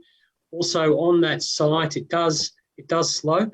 So again, to make sure that we met that zero net cut and fill requirement, we were a little bit limited in relation to where that oval could be placed on the bigger parcel. In particular, where the pavilion is located. For those who know the site, the pavilion is quite close to the oval surface. So a number of different options were considered, but this one was believed to have the minimal impact, or the most minimal impact in terms of the loss of trees there. And in relation to the last comment, officers are happy to engage with important community groups like the Warringal Conservation Society to discuss the replacement planting and engage those important community groups as we undertake that replacement planting work. Thank you. Thank you, Director. Okay, councillors, there's a motion? We'll have a mover, please. Move, Councillor Castaldo. Is there a seconder? Seconded, Councillor Garotti. Councillor Castaldo. Yeah, thank you, Mayor, and thank you to the contributors this evening, Michelle Jarvis, a local, and also Warringal Conservation Society. This is another very important project that will deliver much improved sporting ground surfaces that will be greatly appreciated by our sporting community. The improved ground surface will increase the number of hours and the oval can be used, and an improved performance across the summer and especially the winter seasons. But we do need to be mindful of other stakeholder groups in this community. I'm fully supportive of moving this project forward and having it delivered. It has been delayed for around 12 months. It was included in last year's budget, but we delayed it while we tried to get the best possible outcome on this. Now, I've had a number of inquiries from Warringal Conservation Society and other local residents over the last few days on this one. And we do take your feedback on very seriously, and we need to try and find a balanced way to deliver both a great outcome for our sporting community and also those that are participating in the park in other ways, and our flora and fauna as well. I acknowledge these concerns, and as said earlier, there is an opportunity for our community groups to play a part in delivery of those additional 40 trees, and also on engaging in the discussion around the broader design details that may impact the environmental outcome down on that location, and that sensitive natural amenity that is a key feature in that park. So I thank everyone for their contributions. This is an important and will be a highly valued project for our community, and I look forward to engaging with the community as we deliver this project that meets a wide variety of our stakeholders. Thank you. Thank you, Councillor. Does the seconder wish to speak? Does any other councillor wish to speak? Councillor Malikan. Yeah, this is another complex issue, similar to a few of the other issues tonight, where we have certainly different points of view and we need to get the balance right. And as Councillor Castaldo said, these are very well used and popular sporting venues and very good clubs that participate there. So we have to make sure that their needs are met. The loss of trees is certainly very regrettable and should be prevented at all cost. Well, not at all cost, but if possible. But I look back at Manningham, who last week there was a coroner's inquiry into a tree that they on their land, which they hadn't managed to quite expectations, and it had crumbled, and unfortunately an older resident died as a result. So they're the pressures we're under. As a council, we must make sure we maintain our trees and that it's safe for people to walk around, but also we also have, and quite rightly, other groups are saying that we should not cut down trees unless absolutely necessary, and that is also correct as well. So it's difficult to get that balance right, but I'll certainly support moving forward in getting these grounds upgraded as quickly as possible, because the last wet winter we had, they certainly suffered badly, and if we've allocated the money, we should do it as soon as possible. And as for the fence, I'm in a bit of two minds. I know De Winton has one of these fences, but it's in a completely different environment and place. And when you look at what the residents talked about, the flow, and this oval is part of the Banyule Swamp, or the Warringal Swamp is just next door. And we do need to make sure that by providing better facilities, we don't actually impact badly on that natural look of the Beverley Road Oval. So I'm happy to discuss that further, but I think we need to get that balance right. And I think a fence might detract somewhat from the visual outlook of this arena. So happy to discuss that one further. Thank you. Thank you, Councillor. Does any other councillor wish to speak? Put the motion to a vote. All those in favour? The motion is carried. Item 5.2, Banyule Bicycle Strategy and Action Plan. There is one speaker on this item. A written statement by Darren Bennett, Director of Assets and City Services, will be read on behalf of Kevin Biagini.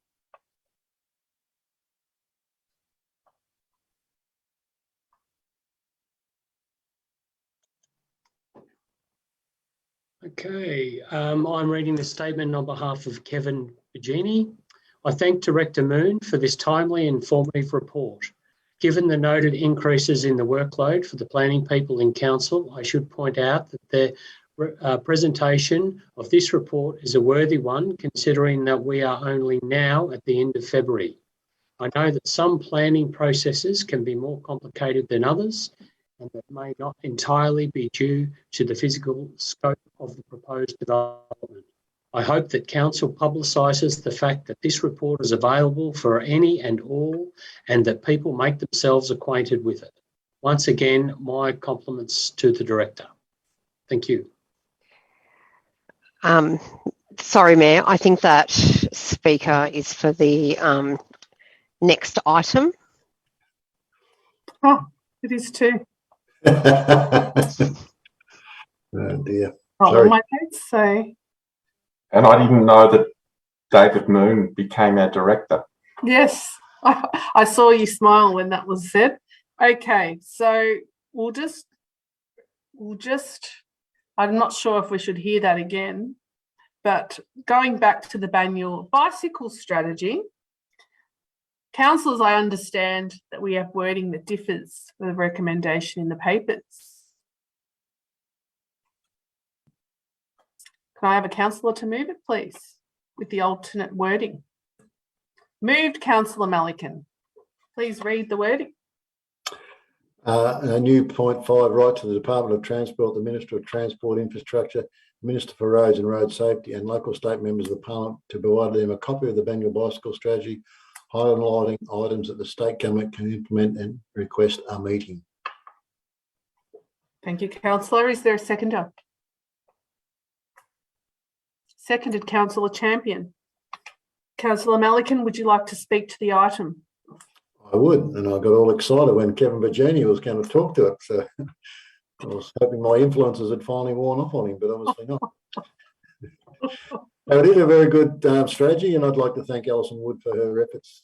She's done an excellent job. And you have to say that COVID certainly changed the world, and many people are wanting to get around, move more locally. And certainly there's new technology that are coming out there in individual transport modes, and we've read about the scooters in the city and other devices that are making the world of transport change. We need to make sure we accommodate those changes, because some of them will be beneficial and some will be certainly increase conflicts. But during the pandemic, bike sales have boomed, our local paths are full, and people are discovering the joys of cycling. And increasing cycling is good for so many different reasons. People's physical and mental health. Also saves individuals money, but it also saves our community money, because cycling infrastructure is a lot cheaper than public transport infrastructure or certainly road infrastructure. It's also better for the environment, better for oil quality, reduces our reliance on overseas oils, but it also reduces congestion and parking issues. And riding to school for children is a very good way of developing social norms and also social habits, but also gives them a sense of independence. And you'd have to say that speed limit changes are certainly one of the easiest ways and cheapest way to implement safety, but also the feeling of safety where people are not so used to riding. So we can't achieve these all on our own. We need the DOT to help us, and to my opinion, they have failed at Banyule terribly in the last few years. The Department of Transport did put out their strategic cycling corridor, which we commented was terrible, and they refused to change it.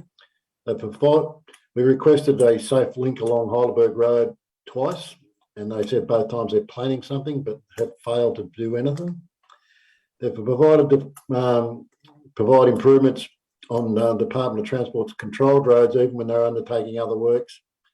And we can think about Wire Road and many other examples where they've undertaken work and just focused on road component without incorporating a fully integrated transport solution.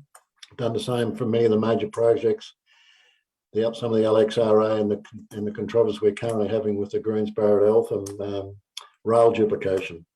So hopefully the Minister will get some assistance, because this strategy will make it safer for people to ride their bikes in Banyule, and that will reduce reliance on cars, and that will have lots of benefits. If people feel safe to ride, they will do so, and that will free up road space for people who choose to drive their cars or for whatever reason have to drive their cars. Providing choices will benefit all users of roads. It'll mean the people that want to ride can ride, and the people that want to drive will have better access. So these are a very good strategy. I commend it to my fellow councillors, and let's hope we get the state government on board to help us implement it. Thank you, councillor. Does the seconder wish to speak? Does any other councillor wish to speak? So we're after a fully integrated transport solution. Put the motion to a vote. All those in favour? The motion is carried. So item 5.3, as Kevin Eugenie had a written statement. We've heard the statement, but do we want to hear the statement again? Yes or no? Yes. I think we should, because it's Yes. right context, so it would be good if we could. That's right. Back to the context. Director, my apologies. Thank you. Through you, Mayor, I'm reading this statement on behalf of Kevin Bergini. I thank Director Moon for this timely, informative report. Given the noticed increase in the workload for the planning people in council, I should point out that the presentation of this report is a worthy one, considering that we are only now at the end of February. I know that some planning processes can be more complicated than others, and that may not entirely be due to the physical scope of the proposed development. I hope that the council publicises the fact that this report is available for any and all, and that people make themselves acquainted with it. Once again, my compliments to the Director. Councillor Garotti, do I have your mover? Moved, Councillor Garotti. Do I have a second? No, I had, if that was okay, Mayor, I had a question. Yes. I was just going to our Director of City Development, relatively new, Natasha Swan. I was just going to invite through you whether there are any key comments or insights, any emerging themes, particularly moving into Banyule, good things we're doing. Really just an opportunity for any comment, if any. Thank you, Mayor. Thank you, through you, Mayor. Yes, relatively new. I guess my observations in relation to the planning activity is it is fairly similar in terms of increasing numbers, particularly of medium density development that's occurring across the board. And it will certainly be very interesting to observe what happens this year as we emerge more so from the pandemic. It appears that the pandemic hasn't really had much of an impact in slowing development down across the board, and that seems to be reflected here as Banyule as well, as best as I can see. Thank you, Director. Any follow-up questions, Councillor? Okay, there is a recommendation on the papers. Can I please have a councillor move? Moved, Councillor Malikan. Do I have a seconder? Seconded, Councillor Castaldo. Councillor Malikan, would you like to speak to the item? Very positive report, continuing on the trends that we've noticed over the last few of these reports. That applications have increased again, but the number of applications determined within the 60-day limit has risen from 74 to 77%, which is a tremendous effort. The number of multi-dwelling applications has reduced from last year, but if you look at pre-COVID-19, it's still well above pre-COVID levels. So that's interesting that people are still proposing multi-level developments when there's been the economy has been in such slowdown. But and the other really pleasing thing is less of our decisions have been reversed by VCAT, which shows that we are getting the planning right, we're getting the communication right with developers to say, well, you know, we've set aside land where you can do multi-unit developments and where apartments are appropriate, but there's other areas where it's not, and it's good to see that those where we clearly define those areas that developers are taking notice and working within those constraints. But it also was pleasing this has been done at a time when people have been working from home, and COVID's made it incredibly difficult to meet in person. And I've been involved in a few online planning application meetings, and I've got one tomorrow night, and it is difficult. But let's just say David Moon and Joel Elborn have done a fantastic job in making to get to where they have to, given all those constraints. So I think that's interesting, and it's also puts a bit of when the state government talks about getting councils out of the planning process, well, this clearly shows that we are getting through the workload increasing, and what's holding development back is the lack of resources, the lack of manpower, and certainly not councils that are in the road of providing job opportunities and development opportunities right across the state. So, you know, this is an excellent report. It shows that people are busy. It shows that employment is happening. The only thing, and then we could look what happened last week when a rather large construction outfit closed down business, left many people out of work, left unfinished projects, and they blamed the lack of available resources, manpower, but also materials on that demise, and also the increased cost of building. So I think this council is doing an excellent job. I think Joel and David have performed extremely well under a lot of pressure and to get these outcomes, and I thank them very much on behalf of the council, but also on the part of our community, because they are getting the planning and the development right in Banyule. So very pleased to receive this report. Thank you, Councillor. Does the seconder wish to speak? Does any other councillor wish to speak? Just to add to what Councillor Malikan said, what was highlighted to me was that the number of planning applications and requests have increased in 2021 by 4.9% as opposed to 2020, which is interesting information. And as mentioned, you know, the decrease in the number of council decisions overturned by VCAT is good.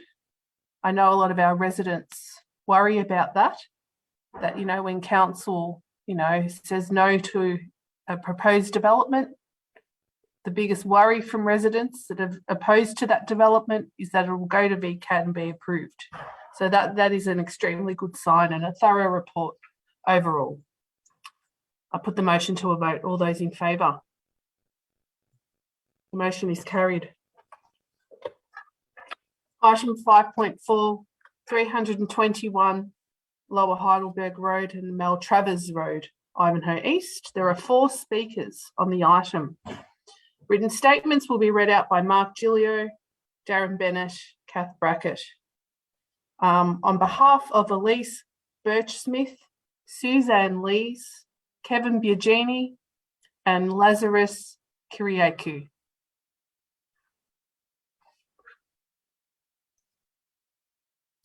Thank you, Mayor. I'm speaking on behalf of Elise Birchsmith. Good evening, councillors. My name is Elise Birchsmith. I am a president of the Save Ivanhoe East Association, which was formed in 2019 in response to this proposed development by the applicant formerly known as Lipa Corporation, now TLC. The association represents a significant number of residents and traders in Ivanhoe East, Ivanhoe and Eaglemont. The association and the community are against inappropriate development and are in favour of protecting our communities. We oppose a commercial development in a residential area, the aged care, childcare, medical care, cafe, pool, gym. These facilities are already well supported. Height, building scale and bulk, inadequate parking and traffic congestion, inconsistency with neighbourhood character. In 2022, VCAT gave a ruling defining the commercial zone in Ivanhoe East. It is contrary to the Banyule City Council planning scheme.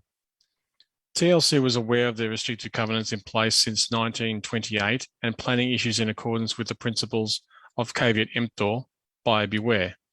TLC is aware of the significant opposition to this development given the 225 objections received and council's refusal to grant planning permit.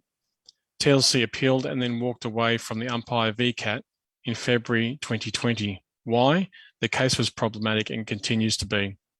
The applicant, by applying for accelerated assessment and determination by the planning minister, is bypassing council, the community, courts and tribunals and shows contempt for the local community in which it seeks to profit. The applicant has chosen a backdoor approach to seek their own way. This project is not worthy of priority fast tracking. It should never have got through the starting gate. The association supports the recommendation put forward by the planning department and urges councillors to support this application. What is happening in Ivanhoe East could happen in your world too. Thank you. Thank you, Director.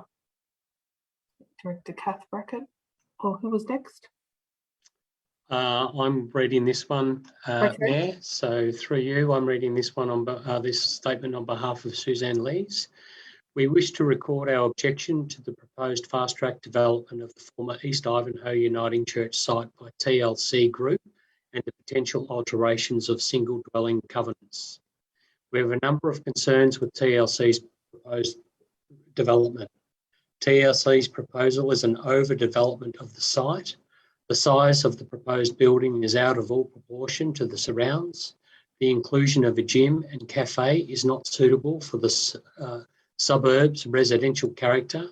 TLC's proposal does not comply with the planning requirements and building code. It will lead to the removal of significant trees. It will exacerbate traffic on already busy roads and raise safety concerns for children attending the Kingsmead Kindergarten directly opposite the Uniting Church site. TLC has failed to engage with the community on its concerns. We are also concerned that a fast-track program and decision not to follow normal planning requirements will result in a poor planning outcome that will forever change East Ivanhoe's residential neighbourhood for the worse. Accordingly, we support Banyule City Council in objecting to the proposal and ask that the Minister should not give approval to amend the Banyule planning scheme, proposed amendment C166 Banyule, or grant draft planning permit P15032021. We thank Council, our Ward Councillor Peter Castaldo and Banyule City Council staff for their interest and concern with the issue and congratulate Save East Ivanhoe in successfully motivating the community in a small time frame. Susan Lees. Thank you, Director. I think Kathy's next. Yes. Thank you, Mayor. I'm reading this on behalf of Kevin Biagini. I support Council's recommendation. I hope the representative of the state government observes this. I have over the last 14 years observed the workings of Council in planning matters, where those matters are discussed openly in Council and in full view of the public. Moreover, in these kind of planning decisions, the Council is the one authority situated to make the correct decision for Banyule and its residents now and in the future. There should only be one responsible authority, and that should be the Council. No one else, no other is suitable. We need only look around our city to see the result of planning measures carried out by VCAT, inappropriate and unnecessary. Banyule Council does not apply itself to planning in other places outside Banyule. It deals only with Banyule. For this reason, the Council is the more experienced and committed to excellence in planning here in Banyule. I should add that the development in question does not need myself to support it or not. The Council had already decided so. I support the Council's decision, but I deplore the fact the Council may lose the decision making for future applications. Thank you, Director. And there's one more speaker. Thank you, Mayor. Speaking on behalf of Lazaros Kyriakou. Dear Chairperson, it ought not be lost on this Council that as a beneficiary of the restrictive covenants at the subject land via East Ivanhoe Preschool at 1 King Street, the proposed amendments to the 7 covenants to permit more than one single dwelling on each lot will unequivocally impact the neighbourhood, which includes East Ivanhoe Preschool. That is, the single dwelling covenants retain an important role in shaping the development and character of the neighbourhood. It is unequivocal that the neighbourhood continues to be characterised by a quiet residential area, which is reasonably homogeneous in terms of both lot size and housing types. As an affected party, Council support of the recommendation will ensure that the net community loss occasioned by the development's proposal to modify the single dwelling covenants will not be overlooked, the consequences of which would be an increase in large, bulky dwellings with substantial footprints, shallow setbacks, and limited area for landscaping and vegetation. Thank you, Mayor. Thank you, Director. Councillors, is the recommendation? Is there a question, Councillor Castaldo? Yes, thank you, Mayor. I've got a question for the Development Planning Coordinator, Natasha. Could she please respond to the comment around covenants, please, and provide some advice on Council's consideration of that? Thank you, through you, Mayor. This application is a joint application for both an amendment to the planning scheme to vary the covenants on the land and also a development application. Council previously had a planning application before it that it determined, and as part of that application, one of the grounds of refusal related to the contravention of the covenants. As part of our submissions, we've focused our recommendation in relation to the planning merits of the proposed development. From our perspective, whether the covenant is on the land or not, the development would still be considered inappropriate, and that's the basis for our recommendation. Thank you. Any follow-up questions, councillor? No. Any other questions? Otherwise, I'm going to ask for a mover. Moved, councillor Castaldo. Is there a seconder? Seconded, councillor McKern. Councillor Castaldo. Thank you, Mayor. Firstly, I would like to thank the community for the significant advocacy work on this and the speakers this evening. I've received many emails. There has been major community gatherings of 120 people and 100 people on this. Significant numbers of phone calls and submissions have been forwarded to me as well. A special thank you to Elise, who is been the representative of Save East Ivanhoe that has extensive communication with myself and with council officers. I'd also like to thank all the other lead community participants along the journey and who have played an important role in contributing to the advocacy for this community. The highly inappropriate development application was rejected by council when it came to us in 2018, and again has been rejected by council officers in their report to council this evening, and I fully endorse it. We cannot speak on a matter and form a clear opinion during this process, and I have held back until this evening, and it was very challenging.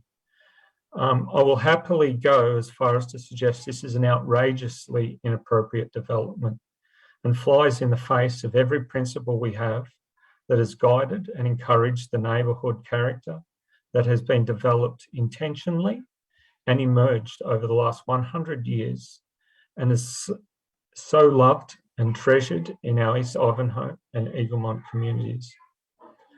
The process chosen is also highly concerning, given the enormous gap that is between what's proposed and what might be considered appropriate, given the reduced controls that are available to us and the council and the community in defending this.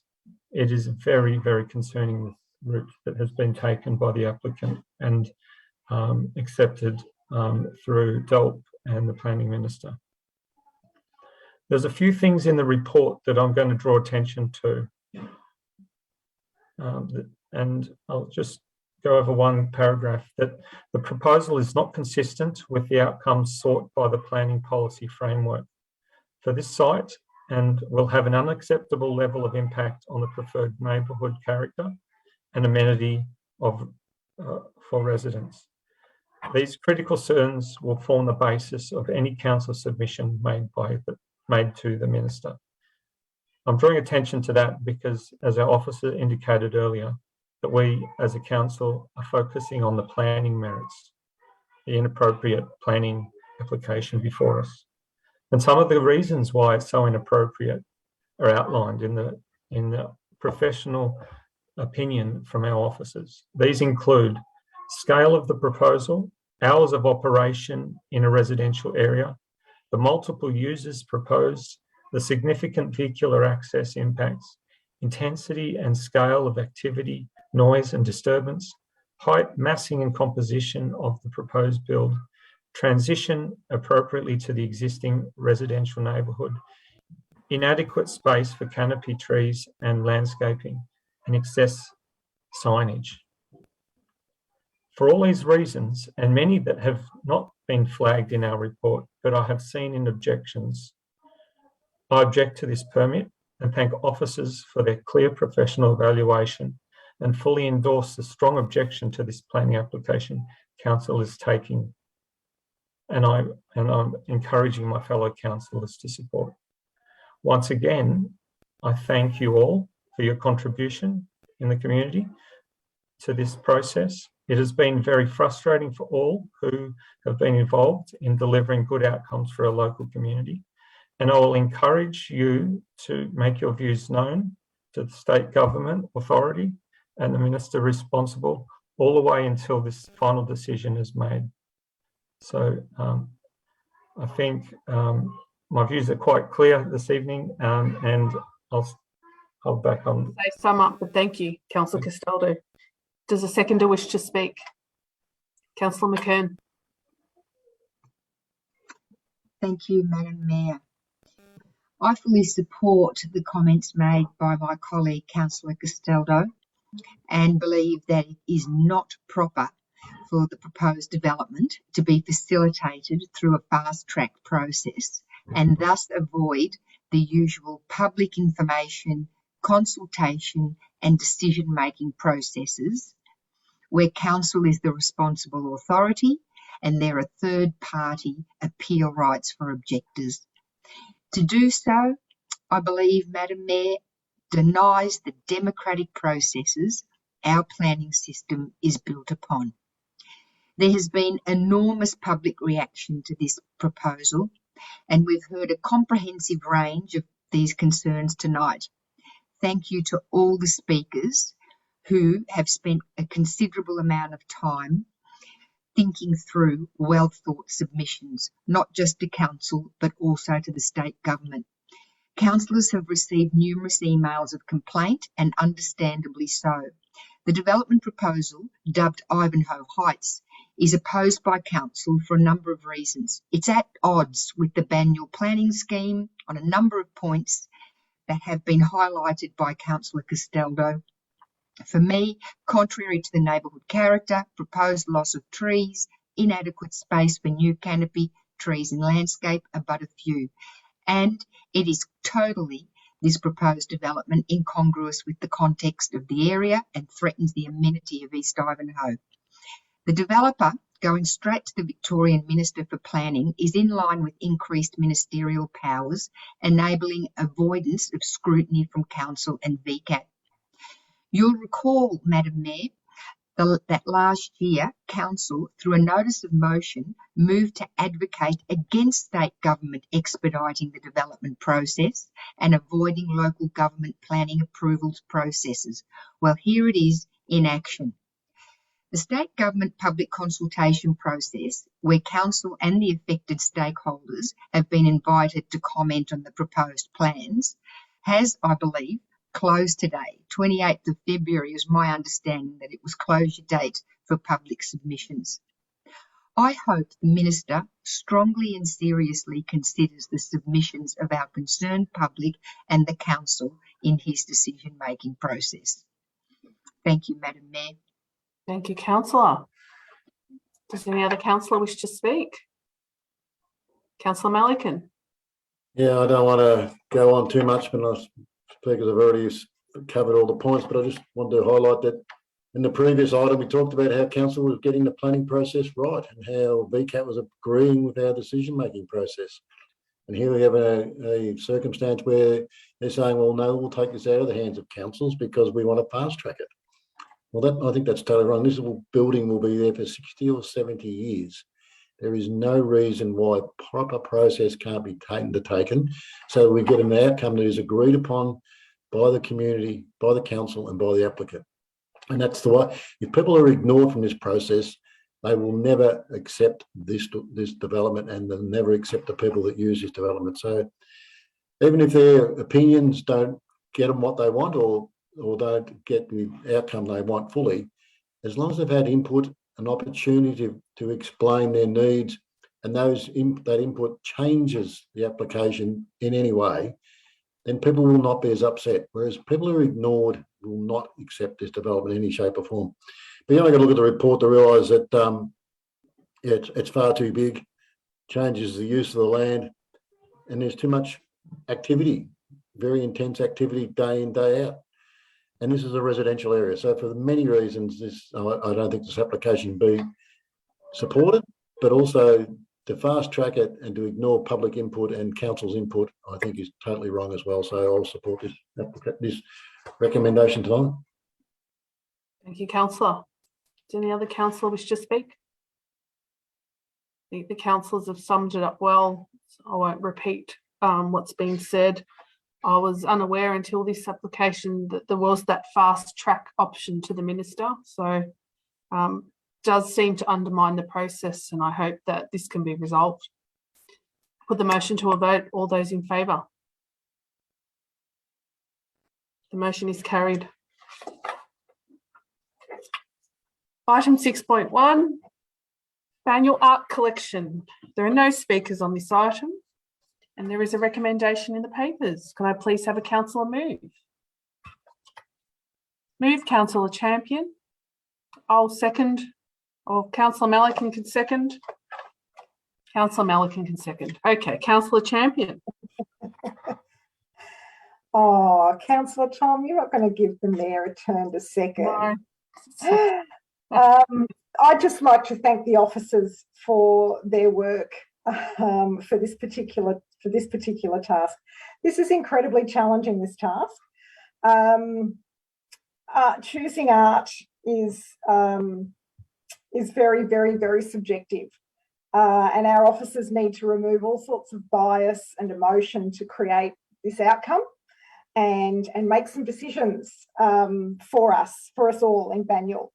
Now, it's quite different from the People's Choice Award, like we participated in at the Works on Paper Awards on Friday. We could be completely subjective and we could be incredibly biased, which I was when I voted. It's actually a privilege to be able to choose artwork. As councillors, whenever we have the opportunity to be mayor, we have a mayoral office, as many of you are aware, and I certainly, and I know the Mayor has this year, we've gone through our collection, our list of artworks, and chosen artworks that we quite like, that we would like to have around us while we're working in the mayoral office. Now, my time was quite short-lived, but I got to appreciate many of our residents' artworks that I didn't know existed. And I wish they would be more exposed to the rest of the community and be available for everybody to see, because we really do have some very, very, very talented residents in Banyule. We're very, very blessed. So I got to experience our residents' talents and skills in the very short time that I was in the mayoral office, and I would love for everyone to be able to experience their works. So just finally, thank you very much to our officers for the work that they do here. They are absolutely brilliant. Thanks, Mayor. Thank you, councillor. Does a seconder wish to speak? If I'm the seconder, I shouldn't, but I will, if that's all right. Yeah, I'd agree with Councillor Champion. It was great to be there. And as you said, I know nothing about the arts, but it was fantastic to reconnect with the art community, because you always come away with thinking about the world differently when you're engaged. And the speech by the winner on Friday evening was just inspirational, and yeah, it was sensational. But also, we talk about the People's Choice Award, and there were some fantastic pieces of art there on Friday night, and I voted as well, and I had my favourite by far. So hopefully we'll get to acquire that as well. But it's very important that we talk about the Heidelberg School, but the Heidelberg School, was 150 years ago, or not quite that long, depends which, went for a fair while, but it's a long time ago. But we need to make sure that artists of today are respected, supported, and cared for. And we have some fantastic artists, which was evident on Friday night, but we need to support them. And we also need to purchase their artwork so that future generations can appreciate this time in the art world. And that's what we're doing here tonight. So I'm very happy to support this tonight. It was great to reconnect with the arts world. It always makes you think how minute you are and how little you understand how the world works, and how people think so incredibly differently to the way we think. And that's always wonderful to be a part of, because people do think differently in the art world. And it's great to every now and then just get a glimpse of how they think and how their minds work. very, very inspiring, particularly during these troubled times, that the arts can lift us and raise us and bring us out of our normal humdrum. And that certainly happened on Friday night. It was great to be there. So very happy to support this tonight. Councillor. Does any other councillor wish to speak? Councillor McKern. Thanks, Madam Mayor. I just wanted to insert a correction here in relation to the Heidelberg School. The Heidelberg School actually started in around 1886 and finished in about 1900. So it's over 100 years ago that we had the Heidelberg School. However, the legacy of the Heidelberg School lives with us and has established, I think, an important precedent for art in the Banyule area. I'm thinking of Napier Waller and their contribution. Why did artists like that move to the Ivanhoe Heidelberg area? Even though they were much more recent in their activity, artists were attracted here largely because of the legacy of the Heidelberg School. So I think that we continue with that legacy, and I, for one, would like to see a lot more external outdoor artworks installed around our city in the future in line with that legacy. Thank you, Madam Mayor. Thank you, councillor. Does any other councillor wish to speak? I might add a few comments. You know, just to state the obvious, art is a wonderful expression of humanity, and it allows people to bring out their creativity from young people, from young to old. It encompasses all ages. And Banyule's art collection policy aims to collect art, commission works that foster understanding, enjoyment, appreciation, all of it, of our visual arts, and not to mention the culture and the history that collections bring to the public forever, if preserved well. And as one of the councillors mentioned before, it does go through a rigorous process, and it adds to Banyule's collection of contemporary art on paper for acquiring new art. So such a positive and wonderful report to read. Put the motion to a vote. All those in favour? The motion is carried. Item 6.2, Urban Forest Strategy. There is one speaker on this item. I hope I've got that right. A written statement will be read out by Natasha Swan, Director of City Development, on behalf of Michelle Jovis. Thank you, Mayor.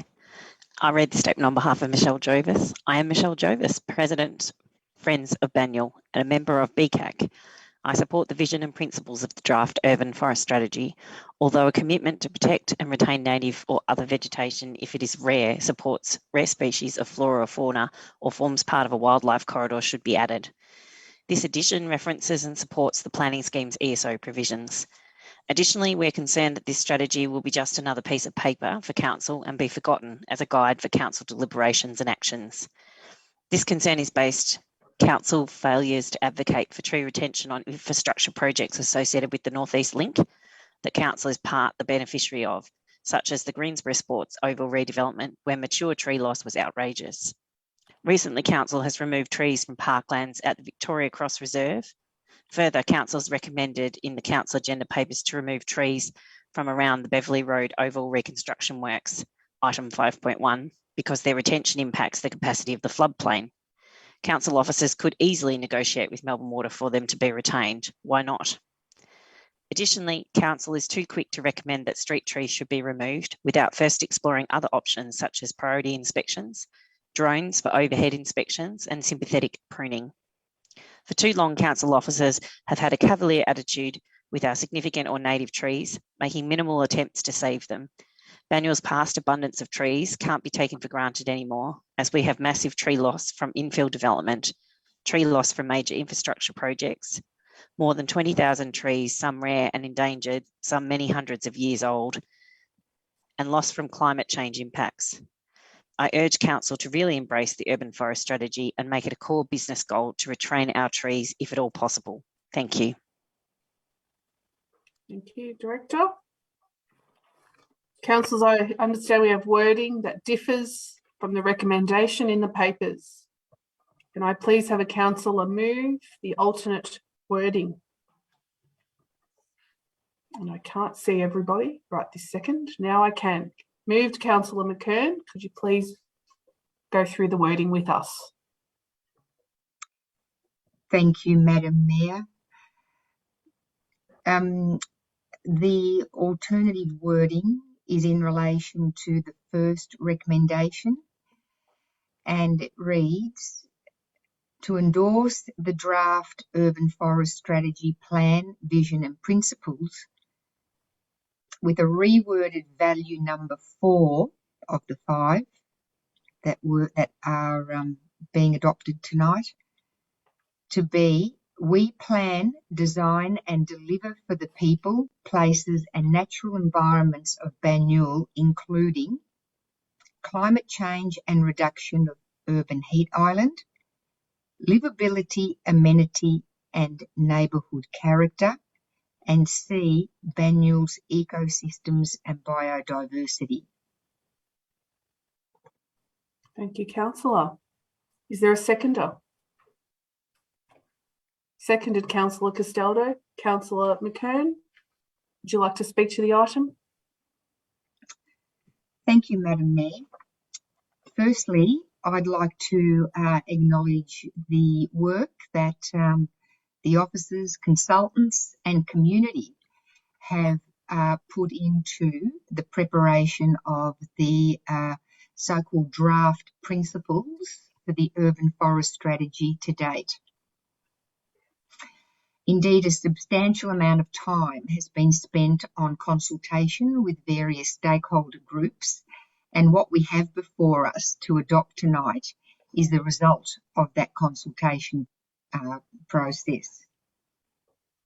This, as our speaker Michelle Jovis has pointed out, is a very important strategy. It sets the agenda for how we are going to plant and manage trees in Banyule for the next 10 years, both in the private and public realms. The plan is a series of 5 draft values for endorsement at tonight's meetings. And while these values or principles are high level, what we look forward to in the next phase of the development of this strategy is the establishment of clear, achievable strategies, actions and targets, including a set of precinct plans and tree selection species for each precinct. And I also think it's important, and we note what the speaker has largely referred to, and that is that this strategy addresses the retention of trees and addresses stronger vegetation controls for the retention of trees. So whilst we've achieved quite a bit in terms of these high level strategic values, we still have a mountain of work ahead of us. And I look forward to chairing the working party for this project and establishing outcomes that will make a real difference from our existing urban forest strategy in terms of what we implement over the next 10 years. Thanks, Madam Mayor. Thank you, Councillor McKern. Does a seconder wish to speak? Councillor Castaldo. Thank you, Councillor McKern. I think you've covered a lot of ground very well there. Thank you for that contribution and your contribution in chairing the working group as we develop this strategy. Look, Michelle Jarvis and many other committee members have all got significant contributions, and everyone has a different knowledge that is so valued and important, as is the professional contributions from all the consultants and staff at Banyule City Council. Now, this is a heavily contested area, and I'm the first to note that, and It is one that I feel, as Michelle and Alida have identified tonight, perhaps one of the most important, and perhaps the most important, in setting the character for our community into the future, even more than anything else that we can do on council, just about. So I cannot underestimate how important this is, and the important work that our community needed to keep contributing to on this. All the fellow councillors trying to reflect the views of our community members. But this is the most important document I feel that we might be trying to deliver on, because it impacts so many items that we've heard about tonight. And I think that if there's one thing that's going to set us up for a long-term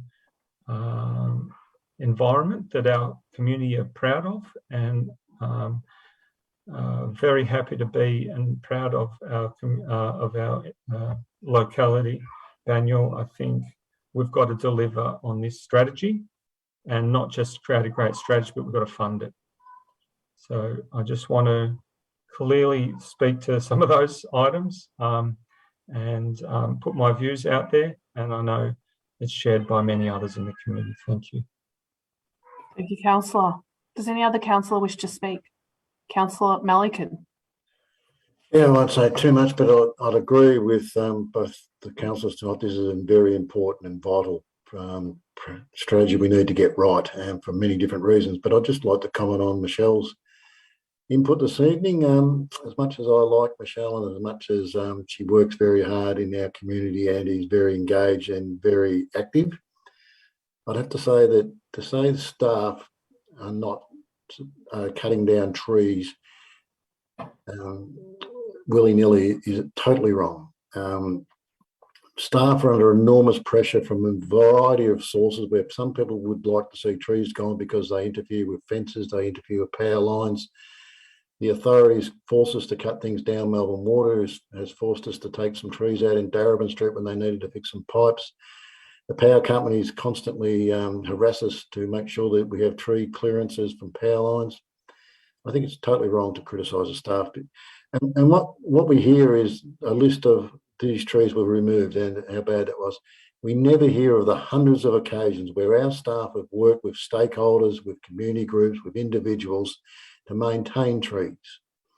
We don't hear about that. All we hear about is the odd occasion where council staff work hard to make sure the best outcome is achieved for all the competing interests, and then they get criticised. I think that's wrong, because we have some fantastic staff who's work hard all day, but they work hard because they have a passion for the environment, they have a passion to reserve it, and they want to keep as many trees as possible, and not only keep them, but plant more and maintain the ones we have got. So, and Michelle, I'm happy to have a conversation with you, but I think it's very wrong to criticise staff, because we have great staff who work hard to make sure our tree coverage is expanded and improved. And I'm very proud about our tree staff and our parks and gardens people, because I think they do a great job under extreme pressure. Thank you, Councillor.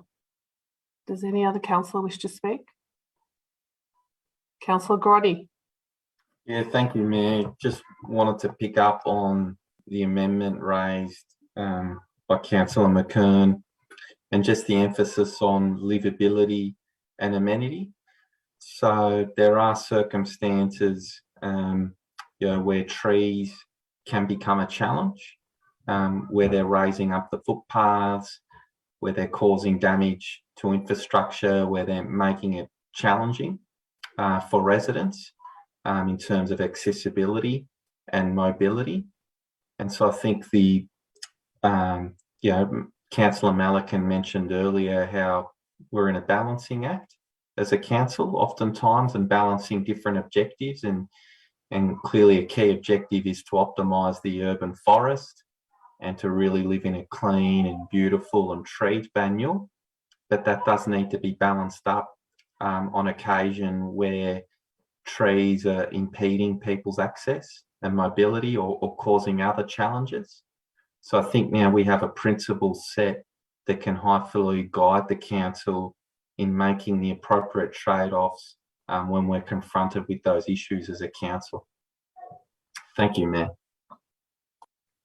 Thank you, councillor. Does any other councillor wish to speak? Councillor Champion.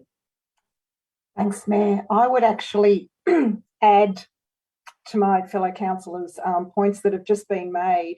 In Sherborne Ward, there are many, many trees, and a lot of people move to the area in Sherborne, some in Beale, because they love the trees and the space. They don't have that, say, in the inner north of Melbourne.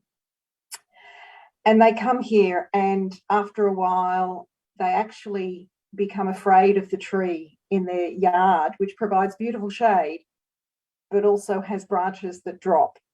And eventually I get a call, and my fellow councillors I know also get a call. I love my tree, but I'm really scared it's going to fall on my child's bedroom or my roof, and it's going to damage one of us. And I don't mean the house. I mean, it's going to damage us as people, or it's going to actually kill us.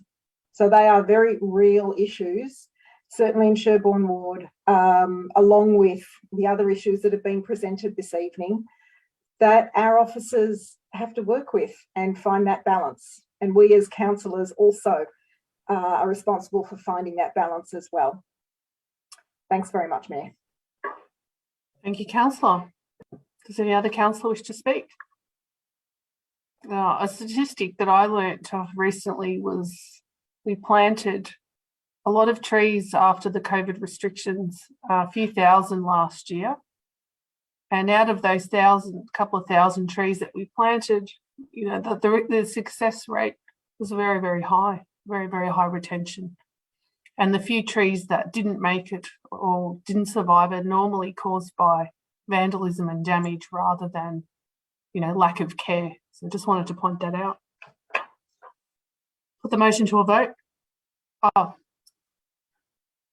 Can I just sum up? Sorry, yeah, is that Madam summing Mayor? up? I wasn't sure if you were eager to vote or to sum up. Yes, Councillor McCann. I think that a lot of pertinent points have been raised this evening regarding trees. As was pointed out earlier, it's a contested space, tree discussion, because there are pros and cons. We all love trees as long as they're planted, it's the right tree planted in the right place, particularly when we consider the urban context. As one resident pointed out to me recently, I love big trees as long as they're not on my property, because then I have to look after them. But I like nothing more than to gaze out and see lovely big trees on other people's properties. How much responsibility do we all have to maintain that character, that look, that shade, that amenity, that livability that trees provide? The reality is that most of our trees, even though we might bolster trees in public space, but most of our trees are actually planted on private property. And if we were to remove the trees on private property, because that's what the individual resident might want, and rely solely, say, on trees in the public realm, we would find that our amenity, livability, neighbourhood character would be vastly different to what it is now. So it is something to think about. What responsibility we all have as a community, and individuals, in terms of that collective tree canopy that we love so much about Banyule, and how much are we prepared to bear in the private realm? Food for thought. Thank you, councillor. I put the motion to a vote. All those in favour? The motion is carried.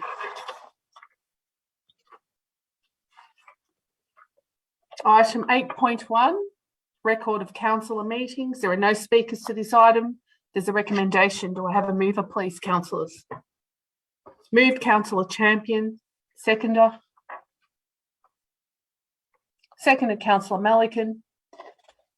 Councillor Champion, would you like to speak? Councillor Malikan, would you like to speak? Does any other councillor wish to speak? Put the motion to a vote. All those in favour? The motion is carried. Item 8.2, Quarterly Financial Management Report. There are no speakers to this item. There's a recommendation on the papers. Can I please have a councillor move the motion? Moved, Councillor Garotti. Is there a seconder? Seconded, Councillor Melican. Councillor Garotti, do you wish to speak? Yeah, Mayor, I was actually going to ask through you if we could hear from the appropriate director, just given the deterioration in the full year forecast result, the benefits of being at home compared to budget, just to hear what some of the causes of that are and what are some of the strategies that are being progressed by the council to rectify that. Thank you, Councillor. Director. Julio?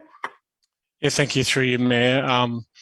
Yeah, a bit of a difficult year financially. I think we originally set out to budget for a small underlying deficit, and really that was a bit of a recovery budget. Now that's out to an underlying deficit of around about $8 million, so a difference of about $6.8 million. I think the main reason for that, as we all know, has been the continual restrictions and closures of some of our services because of those restrictions. Looking at around about nearly $4 million worth of net financial loss because of those businesses that are particularly income generating through fees and charges haven't been able to operate, and a couple come to mind, which are our leisure centres that haven't been able to operate during those restrictions, and also some of the other fee areas around parking income, etc., and a number of things that councils generate income from just fees and charges, non-rates. So that's been the biggest impact, not being able to operate some of those businesses. Council had the economic support package this year for the community and businesses, $1.5 million, and resolved to increase that to by a further $1.7 million in support of community and local business during those lockdowns. So further economic support package. That's also contributed to the deteriorating forecast. Add to that a couple of things like storm damage. Speaking of trees, storm damage for major weather events towards the end of last year, and some rising costs of materials, etc., and utilities, a bit like most have experienced. So obviously the lockdowns and have really further deteriorated our financial position and had a bit of a hit to our balance sheet in terms of cash. What we're doing to address that is really have a detailed look at some of the non-essential expenditure, some that's been put on hold only if it hasn't affected direct service delivery or service quality. And obviously council officers are looking at restricting discretionary expenditure to minimise the impact as well on our financial sustainability. So going through in a great detail on a regular basis, and more so than ever on budgets. Also been looking at funding grants, etc., for capital works from other levels of government to arrest a bit of that deterioration in finances. But there's a number of other ways that around efficiencies that are started to be realised from a number of efficiency programs too, and looking at our investment strategy as well to make our cash work harder.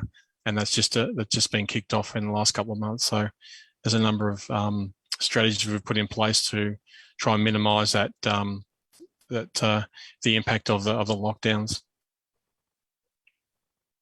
Thank you, Director. Do you have any follow-up questions, Councillor? Thank you.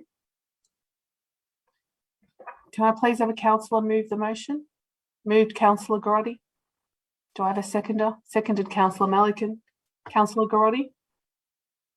Yeah, thank you, Mayor. I'll comment briefly, and I'd just like to thank our Director, Julio, for that commentary. I think it's just important for the public to understand what some of the drivers are of that poor performance. Obviously, COVID, in its many guises, playing a big role. The reduction in fees from commercial and retail sources, the economic support package that we offered, and then the indirect impacts that I think we're seeing right across the economy and filtering into council in terms of increased cost of materials and utilities. So I think it's valuable to get that context. What's been pleasing to us as a council has just been the responsiveness of the CEO and the director. So really before we even had to, and as councillors, we receive an advanced version of the monthly financial report. What was really pleasing was to see that the exec were onto it and already looking at where things could be pared back without impacting services or infrastructure, what opportunities there were to increase commercial revenue. And then one thing that we've been really successful at as a council is being able to obtain grants for initiatives that are already in the budget or partially in the budget. So, and that was advanced even further by the executive. So thank you, Mark, for that background and context. And thank you, Alison, and your team. We know that you're doing everything that you can to get back to where we want to be and to keep the finances of the council in order. But I will just highlight as well that all is not doom and gloom. So we still are on track to deliver a surplus. So underlying surplus is a bit of, we can get into the minutiae, but overall bottom line surplus. And we're on track. We've already paid down a further $10 million in debt this year and on track to pay down further amounts of debt. So, headline position is that we're still delivering a surplus and still paying down debt. But we recognise, and we're explaining it to the community, that there are some challenges there that we're navigating together as a council and with our executive. Thank you, Mayor. Thank you, Councillor. Does a seconder wish to speak? I'll just briefly, this report does highlight the impact on COVID, and then tonight we had another sporting clubs, and I'm not criticising those sporting clubs or any means, but they're trying to do their best for their members and requesting that council waiver their fees tonight. So that's the sort of pressure we have been under. But one of the real worrying things is this state government move to accept social housing from rates, which will have about a $2.4 million impact every year on this council, which will make things even tougher. And the concern about this is they're saying they need to increase social housing, and that is correct. But this council actually funded a project in Belfield, not funded the project, facilitated a project in Belfield where a private organisation was able to build social housing on council land. If they're going to make those social houses in rate exempt, it's going to take the incentive away for councils to actually continue to do social housing projects in their city. And if you look right across Melbourne, there are councils doing social housing projects. So this government should be encouraging that, not discouraging it by saying any social housing is exempt from rates. So there are some real problems I think we are facing, and we need to keep a very tight budget, and I think we're doing that. But it's not easy at the moment, and the demand on people and the demand on councils is massive, and we need to maintain the vigilance. And I think the CEO and her staff are doing a fantastic job of containing costs and keeping services going. So I'd like to thank them, and also for Mark for his report. But it's very tough financially for councils at the moment. Thank you, Councillor. Does any other councillor wish to speak? Okay. Put the motion to a vote. All those in favour? The motion is carried. There are no sealing of documents or notices of motion. We move to general business items for the evening.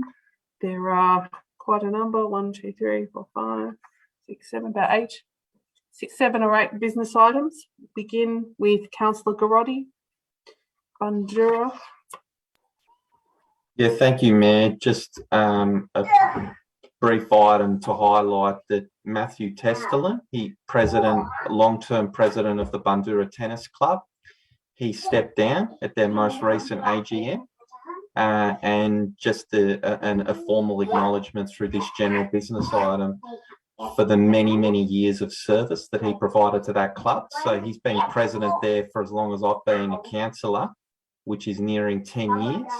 Bandura, I think, is one of our most successful tennis clubs in the city of Banyule, if not the state.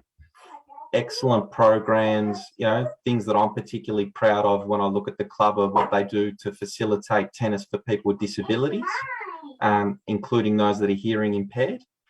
So they've just got a wealth of programs they've done, and they're great partners of council.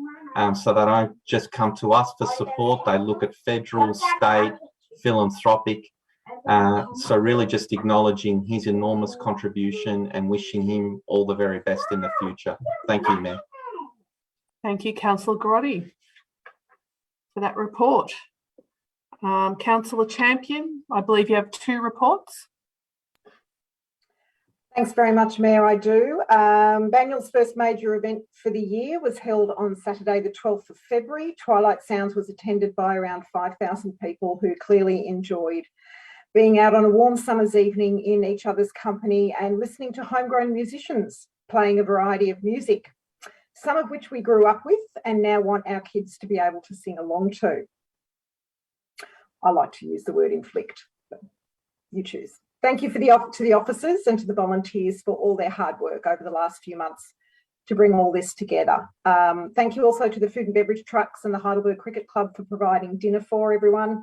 Thank you to our very generous sponsors in Nelson Alexander and Ivanhoe Music Store for their significant contributions to ensure this event was possible, and leave one very happy resident with a new acoustic guitar, which was signed by Joe Camilleri himself. Thank you to the crew for their work, setting up a brightly lit, crisp-sounding professional stage from the back of a truck. And finally, thank you to our MC for the evening, John McCall, who worked very closely with our events officers to create this year's outdoor concert. John is a composer and a pianist himself and has met and befriended some very influential singers, songwriters and musicians over the last few years. He's made, well, many years really, it's his career. He made some calls and created an awesome lineup, starting with the newcomer Molly Georgia and finishing with Joe Camilleri and the Black Sorrows. So sandwiched between was Banyul's own Wilbur Wild's Blowout, Checkerboard Lounge and Horns of Leroy. It was a memorable evening for all of us who were there to enjoy some freedom after 2 years, and we're all looking forward to the next one. Thank you for that report. And if you'd like to go straight into your next one. I can do that. The food swap at Rosanna Fire Station Community House was launched on Saturday, the 19th of February. It was attended by myself, Anthony Carbines, member for Ivanhoe, and the coordinator, Jasdeep Singh, and President Fran, and many local community members. This particular event is being held every other Saturday morning, and that's every other Saturday morning from the 5th of March at 10 to 11 a.m. at the Rosanna Fire Station Community House. It's an opportunity not only to swap fresh produce, but also prepared foods such as jams and chutneys. I just want to make a note, the coordinator Jasdeep Singh has dedicated the last 20 years of her life to ensure the community house continues to be an active hub for Rosanna residents and others in Banyul. And on behalf of Council, I'd like to acknowledge her work and passion for this service. She has been a welcoming and familiar face of Rosanna Fire Station, and her contribution has been greatly appreciated and will be appreciated into the future. Thanks very much, Mayor. Thank you, Deputy Mayor. Next item is Councillor McKern. Thanks, Madam Mayor. I'm going to report on Reels on Wheels, which I believe is a new initiative for Council. Last Friday, Councillor Tom Melican, Councillor Peter Castaldo and I attended the second of 3 curated bike rides in Banyul that feature videos created by local artists projected onto different sites. So a very different way of appreciating art in the outdoors. Last Friday, and previously there was one in Bundoora, Watsonia. So last Friday, the ride went through Rosanna and McLeod, and videos were projected at various sites. And it was a very different way of viewing familiar sites. The first one was projected on the pylon of the rail overpass at Rosanna, and the next was at the Nets Stadium in McLeod, and then a temporary screen was erected in Rosanna Parklands. And each one of the videos featured very different themes. Local flora and fauna was one featured by Chris Cook, a local photographer who I believe lives in Briar Hill and is world renowned for his work. He works for the National Geographic. So some very interesting, it was, I might just say it was totally booked out with about 25 people. And it was well run by Hannes, one of our staff at Banyule. And the next Reels on Wheels will be in Ivanhoe and Belfield on the 25th of March. Now, it's already booked out, but there is a waiting list. So for those who are listening in tonight and you're interested in being part of this Reels on Wheels initiative, you do need a bike because you'll be riding about 7 kilometres around Ivanhoe Belfield, if indeed you're fortunate enough to get a spot. But you can email arts@banyule.vic.gov.au for more information, and hopefully you'll get a look in. So I'd like to thank local artists and council's leisure, culture and youth teams who have made this a possibility. Thanks, Madam Mayor. Thank you, Councillor, for that report. Next councillor is Councillor Malikan.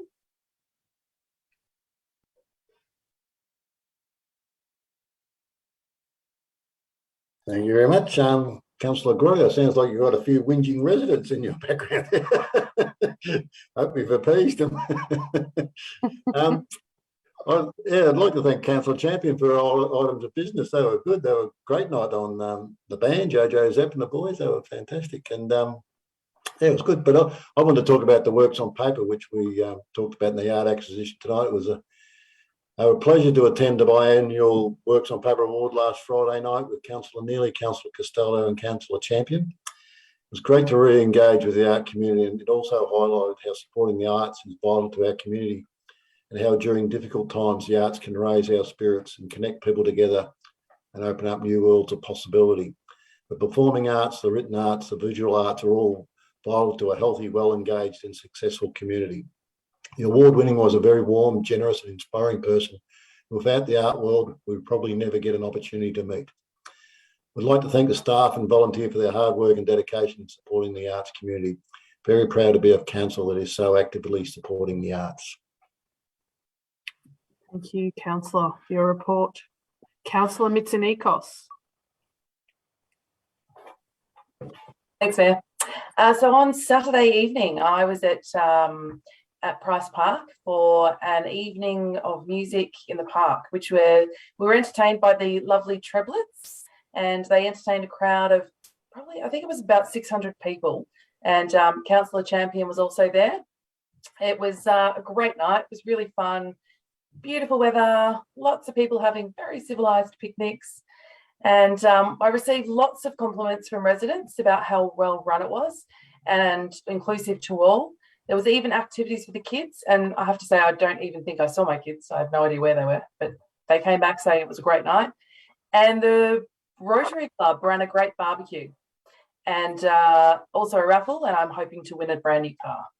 So that would be great.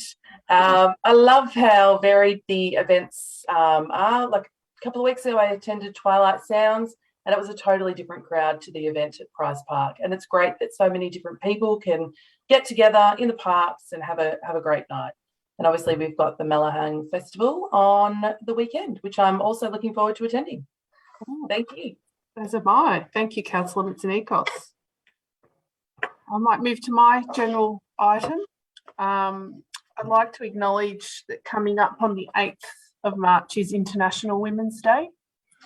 And we recognise International Women's Day as a global day, so celebrating economic, political and social achievements of women, past, present and future.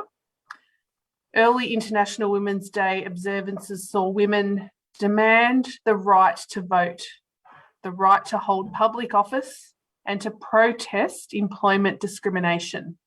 These actions meant that in 1928, Nellie Ibbott was able to be the first woman appointed to council for Heidelbergshire Council. And in 1943 to 1944, she served as mayor after the municipality was renamed Heidelberg City Council. She was also the first woman to hold mayoral office in Victoria. And today, nearly 80 years later, we are proud to see that almost half the councillors serving the City of Banyule are women. Whilst there is still a long way to go to achieve true equality, great improvements have been made.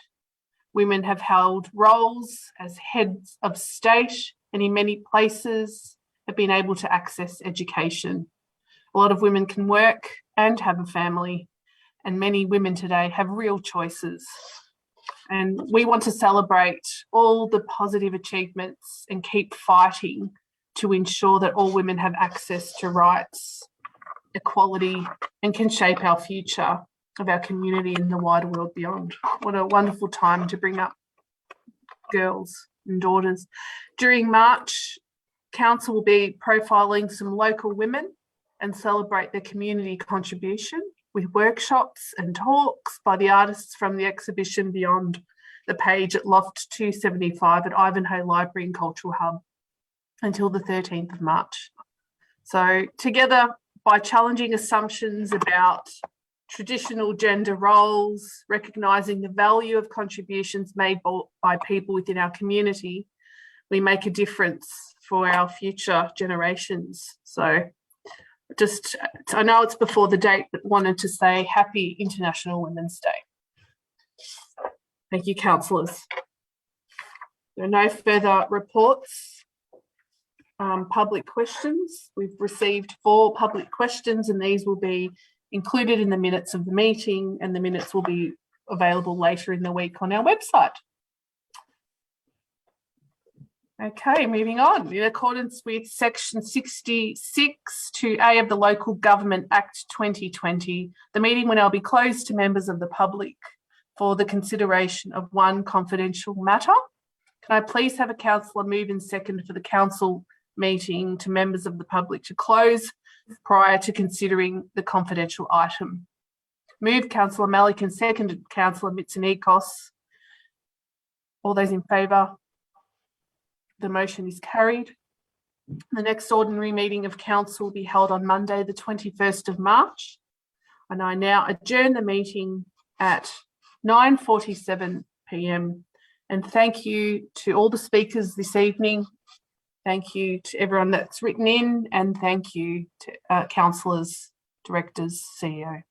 Have a lovely night. Thank you.